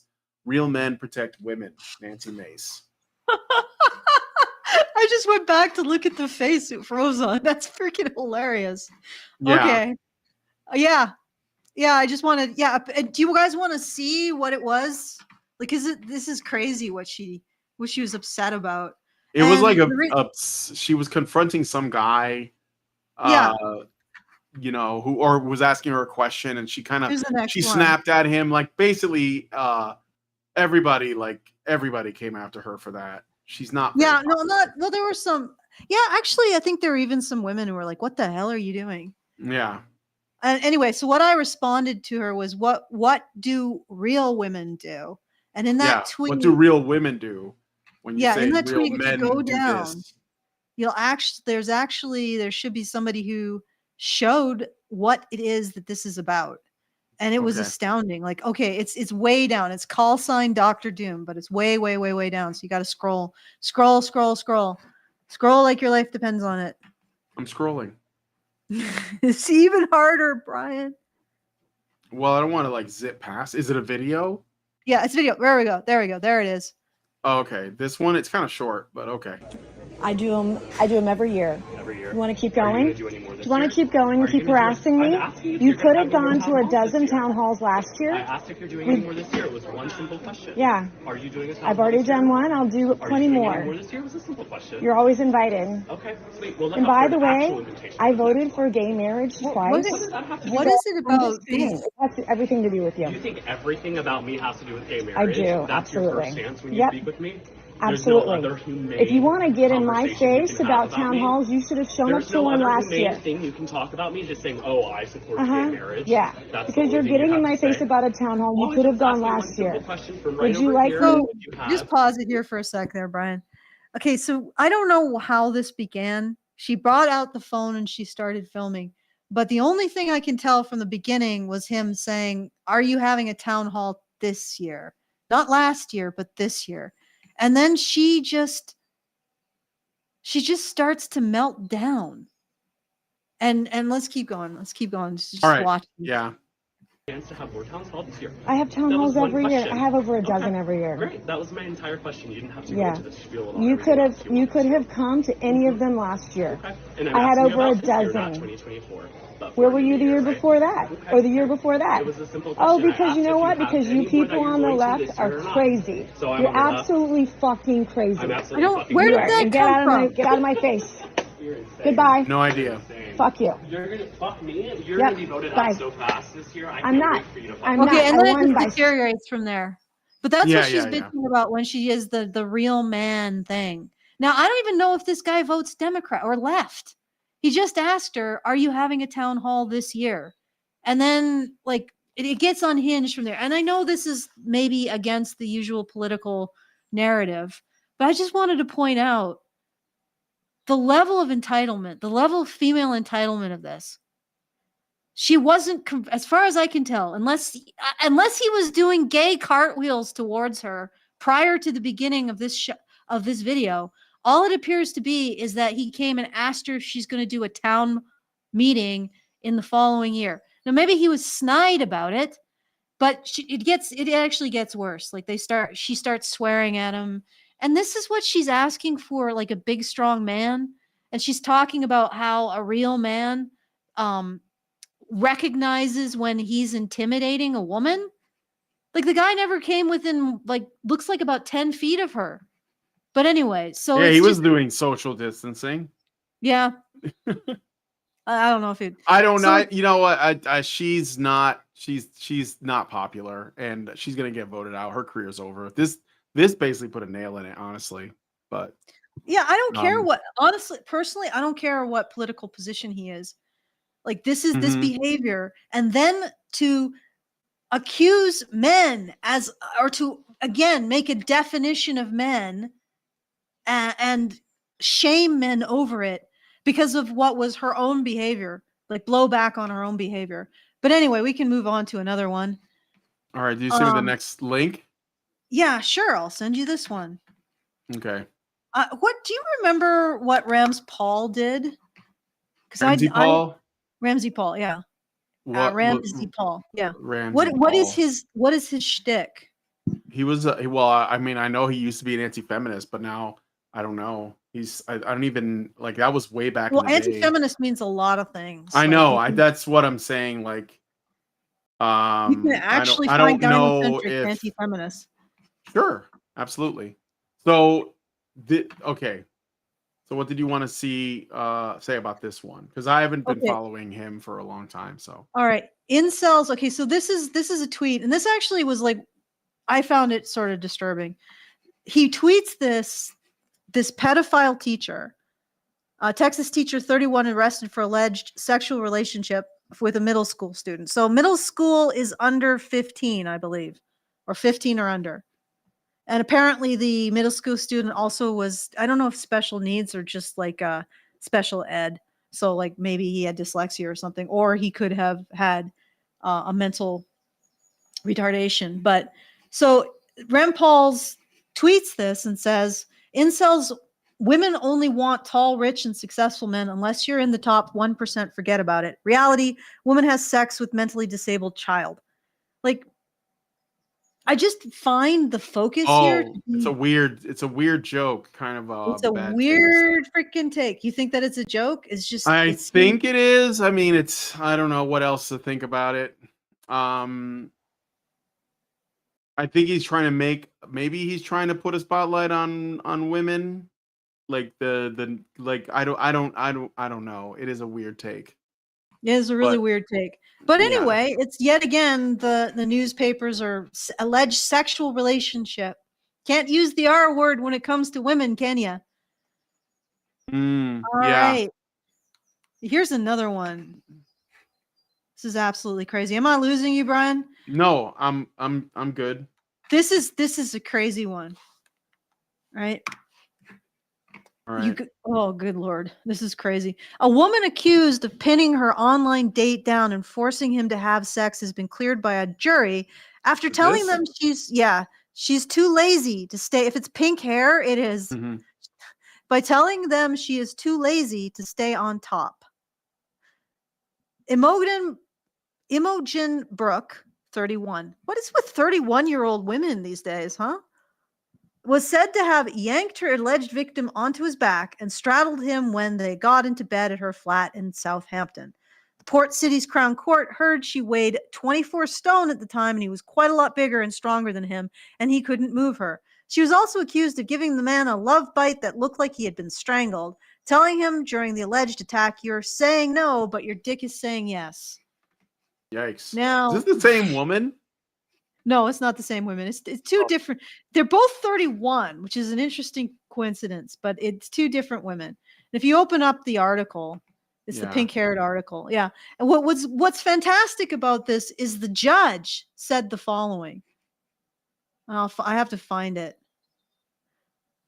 Is it in the article? It is in the article. All yes, the judge said, Judge Brian Foster, KC, said to the jury, Oh my I God. promised you an interesting trial. I hope it's been just that. Like, the judge is treating this like a joke. Oh, yeah, here it is. I promise you an interesting trial. Yeah, of course, it's a joke. Yeah. It's a joke to him. It's a joke. And the fact is that all she had to do was say, I'm too lazy. I'm too lazy to get on top, guys, because I'm a fat ass. And also she said, hey, well, I mean, if a man, listen to this, logic. She told, okay, just a second. In her closing speech to the jury, Miss Archer said, if a man is going to accuse a woman of forcing him to have sex, is he going to suggest a position whereby he was behind her? Is he going to suggest one where he's on top of her? That isn't going to add up or make sense with an allegation of forced sex. The only position a man could suggest a woman was in if he was going to suggest he had been forced to have sex with her is one whereby she would have had to be on top of him. And that was her freaking defense. Because a man, is every woman who rapes a man now get to use that defense? Well, Your Honor, the only position I could have raped him in, herpaderp, was woman on top. Therefore, you must acquit. The UK is totally fucked. Oh, it just gets worse for the UK today. Yeah, it's just like, okay, so yeah, she gets off for that. Her word against his, but her word holds, even though she was the one accused of sexual assault. And also, incidentally, all of the quotes that she gives, textbook lying, right? She says, I'm too lazy to get on top. Not, I did not rape him. Not a flat out, no, I would not do. This is the way that people construct lies. They construct lies through a series of digressions around the truth. And one of those is something like, oh, I couldn't have done that, Your Honor, because I'm lazy. I couldn't have done that. Well, I couldn't have done that because, well, what other position would he have suggested? Oh, and then she also makes the excuse, like the injury to his throat. She makes the excuse that she can't multitask. So she couldn't. God.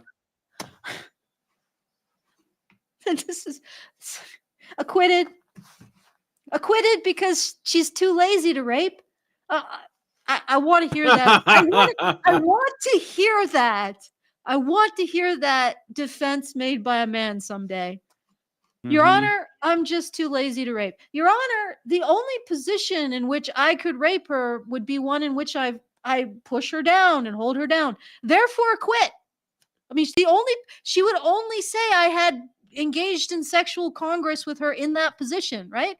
Therefore, I'm innocent. What kind of troll logic is that? Apparently, in the UK, it flies though for female rapists. Oh, and they don't call them rapists in the UK. They call them female surprise sex gifters. Yeah. All right, and then there was this one, the one for the ADHD, or we can do more UK shenanigans. Yeah, let's do more UK shenanigans. Here we go. There we go. This is a All fun right. one. Okay, guys, if any of This these are is of interest, Phil Mitchell. He's also been a guest on the show. yeah. Gang of girls attack elderly man and woman in separate incidents on train as police release CCTV. Yeah. Gang of girls. Gang of girls. But as we've covered on this show, none of these girls is going to be incarcerated because What we they got need rid. is a Netflix documentary about this. Like that. Well, if they did do a Netflix documentary, all of these girls they would just be- make them all men. Yeah, They it would would be make the them all one boys. time where they would like do a proper gender swap, right? Yeah, Yeah, they yeah. make them all boys. Channing yeah. Tatum, But in. also Channing Tatum in Gang of Girls. Channing Tatum. Who are they putting in everything these days? Fucking Jason Momoa and Jack Black assault elderly people on the train, and Jack Black is there, and they're dressed just like this, but it's Jason Momoa, Jack Black, and Channing Tatum. All right. Anyway, Bash grandma on the train. Bash grandma on the train. Yep. Yeah. They do a musical number. Chicken jockey. Anyway.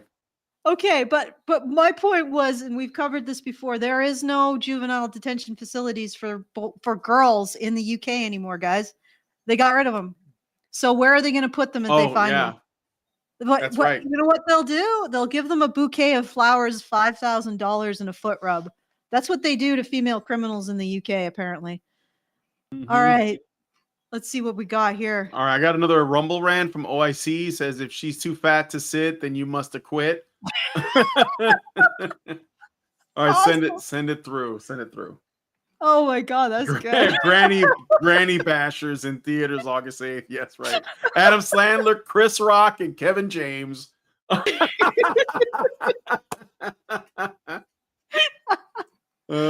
my good Lord. Okay. Ben Stiller, Robert Downey Jr., and fucking, I don't know, Denzel Washington, Pedro Pascal. Oh, good Lord. All right, okay. anyway. Okay, so this is a bit more, I guess, you know what? It is actually serious, like elder abuse, except when girls do it, and we don't care. Sure. I'm just saying that, like, no, it's, it's black humor. That's fine. This isn't funny. It's the UK that's a joke. Yes, that's true. Yeah. And what they would do with this story in a Netflix documentary, and how they would change the relevant information. I guarantee they would change it, though. I guarantee. Yeah. Okay. All right. So, how about the New York Times article? This is really interesting. All right. Did you send it through already? Oh, you're talking about the the one that you got from the archive, the one that you found in archive. Yeah. I gotta go get it from my history. Hold on. Yeah. Shoot. Do you need a link? I can get my you a history. link. No. I can get it. So just take me a second to get the here we go. Archive link. Gen Z has a medical. Oh, no, this is the man-child problem. Okay, I will get it for you. All right. Here we go. Just a sec. Just drop it in. Just drop me the archive link. Dropping. Okay, thank you. There you go. All right. Okay, so they are looking into, I guess, a longitudinal study of Adderall, I believe, on so the long-term effects of Adderall on boys who've been prescribed it for attention deficit disorder. Okay, so the original MTA study, like the latter knapsack problem study and the summer camp study, showed a strong effect of stimulant medication on behavior and next to no impact on academic achievement. So these drugs are not actually helping boys. Back in the early 2000s, Swanson was troubled by these results, but the bigger issue for him was the fact that even the behavioral benefits under stimulants faded out so completely. He and his colleagues spent much of that decade analyzing and reanalyzing the MTA data, and they kept coming back with the same result. After the first year of treatment, the relative positive effects of Ritalin, okay, it's Ritalin, on behavior started to shrink, and by the end of the third year, they had disappeared altogether. So it's Ritalin, not Adderall. Where am I getting Adderall from? Probably I don't some know. We're weird using thought. both nowadays, so Yeah. yeah. There was another distressing result they noticed in their data, a physiological one. The children who took Ritalin for an extended period grew less quickly than the non-medicated children. By the end of these 36 months, subjects who had consistently taken stimulant medication were on average more than an inch shorter than the ones who had never received the medication. Many of the scientists in the MTA group assumed that this height suppression in childhood would be temporary, that the shorter children would catch up during adolescence. But when the data was collected again 9 years after the initial experiment, the height gap remained. In 2017, Swanson and the MTA group published yet another follow-up, this time tracking the subjects until age 25. The ones who had consistently taken stimulant medication remained about an inch shorter than their peers. Their ADHD symptoms, meanwhile, were no better than those who had stopped taking the medication or who had never started. All right, so things that are routinely prescribed to boys because they're boys, let's face it, actually cause growth retardation, or they retard their physiological development to the tune of 1 inch. Mm-hmm. We are poisoning boys so that their behavior is more palatable to teachers. That's what we're doing. We're robbing them of their natural growth. And we're also causing, apparently, one of the other problems or risks is also mania. Let me just see if I can find that. Mania. Even a medium strength daily dose of Adderall more than tripled a patient's likelihood of developing psychosis or mania. And they keep saying patient and children, but we all know who was prescribed this, right? We all know. It was boys. And they were prescribed this because their behavior was not appealing to the majority female teachers that had to deal with them. We poisoned a generation of boys. Like, how can you, that something has to seriously be going wrong for a kid to knock off an inch of growth on a kid. Mm-hmm. Like, something is going wrong. This is not something that should be fed to children, and certainly not so that fat or overweight. How did it go with the Freedom Tunes? Overweight, slightly overweight, middle-aged women should be able to think like think that they can do the job of teaching, shall we say? I mean, aren't teachers there to get children to do the work, like to understand how to motivate children? Like, instead we poison a generation of boys. But if boys and men feel like a victim, they're man children, don't you know? Yep. Good Lord. Do you realize that how much of a shitstorm this would be if this had been done mostly to girls? And yet this is probably going to be another thing that just gets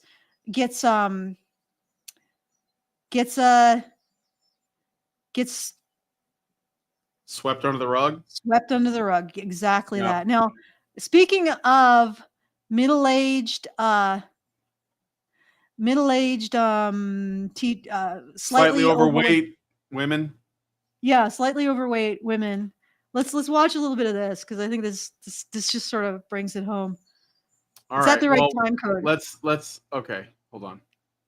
We don't have to watch more than like 30 seconds. The manliest man you can find.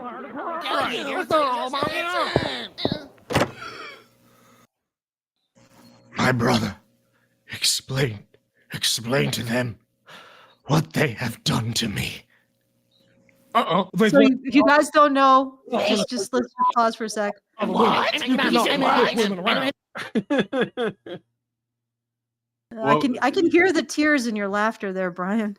Oh, I saw this. I mean, I saw this already as like when it came out, but yeah. Yeah, it's really. Why are you holding your pistol like that? Take your crap. Hold your pistol. Let me tell you something about being a real man. Women will never let you. This is the Freedom Tunes. This is the Freedom Tunes response to the adolescence bullshit. Yeah, well, Like, it's one of why- them. He did another video about it before too. Actually, if where you go back, the English guys were talking about it. What? Go back. just go back a little bit so that we see, maybe show a bit of the slightly overweight. Yeah, slightly overweight, middle-aged feminist women. Yes. Yeah, And the why are feminist man, boys too. being radicalized? Yeah. What boy, this is really like a. And the funny thing is that I deal with these accusations about what we do. Oh, you're radicalizing men. No. Like, men and boys are your behavior. Like, it's like saying we're a clinic, right? And these men are coming in with contusions from having been beaten by these ideologically possessed human beings, and we're treating them, and then these ideologically possessed human beings come to their clinic and say you're radicalizing them because we're recognizing that you guys are a bunch of an ideologically possessed, abusive people who have no right to do what you're doing. Good Lord. Okay. And let me see what else I got in my little bag of my Felix's bag of what was Felix's bag called? Do you remember? Was it just like a magic knapsack or something? I don't know. Magic knapsack. Travel Okay. bag? I don't know. Yeah, I figure we could end it on something that's sort of cute. Okay. There we go. All right, hold on. All right, so right here I've got a little American badger. Hello. So cute. So let's see if we come right up. All right, so right here I've got a little American badger. Hello. It's not a very long thing, but I thought that was adorable. And there was Not a one catch. comment that you can slap it up there because I sent you the link. What this? Oh, the comment is here. Okay. Yeah, just slap it up there. You can read it if you want. hold I on. thought it was. I thought you might get a kick out of it. Okay. You know that badger is probably happy to see him, but they can only express joy with the sounds of unyielding rage. Somebody needs to tell these people that this is a pet. We are going to have idiotic people running around trying to pick up every badger they find. Kind of funny and kind of cringeful at the same time. Yeah. Anyway, so I thought you guys might like that. You come here for the sounds of unyielding rage, I think. Yeah. Okay. Bag of tricks. Okay, thank you, Richard. It's Bag called of a bag of tricks. tricks. All right, so that's once again, thank you guys. I will see if we have any thank yous to give. I know that we do have two.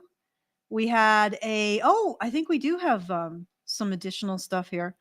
Okay. All right. Let me give my thank you mindset on. All right. So I want to give a big thank you to Spiky Helmet Badger for $1,000 to Brian's fundraiser. Thank you. Let me see. What do I want to play? Conjure magic for them and they'll be distracted. We take away their freedom and still their war. The beating heart of Rome is not the marble of the Senate, it's the sand of the Colosseum. You bring them death, and they will love him for it. All right. Okay, so thank you for name that Spiky movie Helmet quote. Badger. I'm sure you guys know it. But go ahead.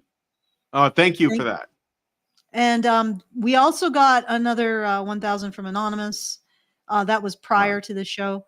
and 50 Thank you. from Come again. Pepito, 50 from Pepito, and Thank then you, Pepito. 100 from Meredith G. So we have now. I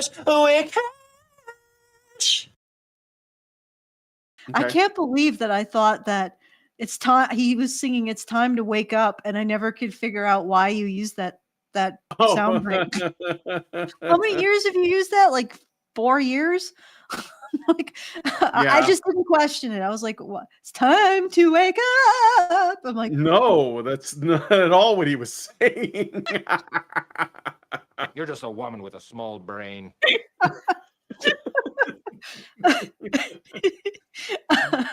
all right. So we have $350 left to get Brian's rig. Hopefully, we'll be able to do that within the next few days. I think probably the signs are looking good. And thank you to everybody who supported. Thank you to everybody who sent super chats. Yeah, my Thank you to the thing new is about guy who to popped by. make Windows 10, I think is what I have right now, is gonna go like obsolete this year. It's gonna stop getting support. I don't know what's gonna happen. I guess I'm just not gonna get updates anymore, and then I'm gonna be vulnerable to viruses or something. I don't know. But Yeah. thank you guys. Really appreciate it. So Yeah, no problem. try to make it worth your while once we get this set up. I'll be able to do more with the machine and maybe more like cool effects. I like the effects. More sound bites that I won't understand. Yeah, I'll definitely have the more obscure sound bites. Times are changing. Ladies can do stuff now. You should have played that one for the freaking article we went through. Yeah, All right. I have too many. Okay, so did you have Anyway. any last, or I should have I shouldn't have used the word last, but I did. Okay, any final thoughts, Brian? Oh, I added final to last. Damn it. I don't think there's any way around that, but no, I mean, I think we covered it. We gave it a good rogering. There was a lot to respond to, so Yeah. I just want that Netflix series to happen now with Yes. Christopher Walken, John Voight, and these actors are just getting older and older, Harrison Ford and then like the old people are becoming younger and younger. It's gonna be like, fucking Ortega and like the chick from Black Widow, the chick from Game of Thrones, the young one. But anyway, I think it was good. So Yeah. Okay, well, thank you, everybody. If you want to send us a comment about anything that we talked about here on the show, you can do so at feedthebadger.com/justthetip. It pops up in our community, and we'll respond to it whenever it makes sense to respond to it. Like whenever me and Brian are doing a show again, and which is fairly often. That made it sound. I think I just made it sound like it's going to be forever, but it's probably just going to be next. It's the Sunday coming up. We'll be doing another one, a fundraiser stream. But anyway, so feedthebadger.com/justthetip if you want to send us something to ponder, and feedthebadger.com/support if you want to help Brian getting his rig set up. And again, big thank you to everybody who did a lot of initial support so that we could get our monthly fundraiser done so we could focus on Brian's what he needs. So big thanks to you as well. And that would mostly be Richard Bier and his incredible choice in YouTubers. Yeah. Oh, well. We have to respond to that stuff too, eh? Okay, back to you, Brian. I think that's all right. Yep. Okay. So if you guys like this video, please hit like, subscribe if you're not already subscribed, hit the bell for notifications, leave us a comment. Let us know what you guys think about what we discussed on the show today. And please, please, please share this video because sharing is caring. Thank you guys so much for coming on today's episode of Maintaining Frame. And we will talk to you guys in the next video. Men's rights activists are machines, dude. Okay? They are literal machines. They are talking point machines. They are impossible to fucking deal with, especially if you have like a couple dudes who have good memory on top of that too. Holy shit, you're fucked.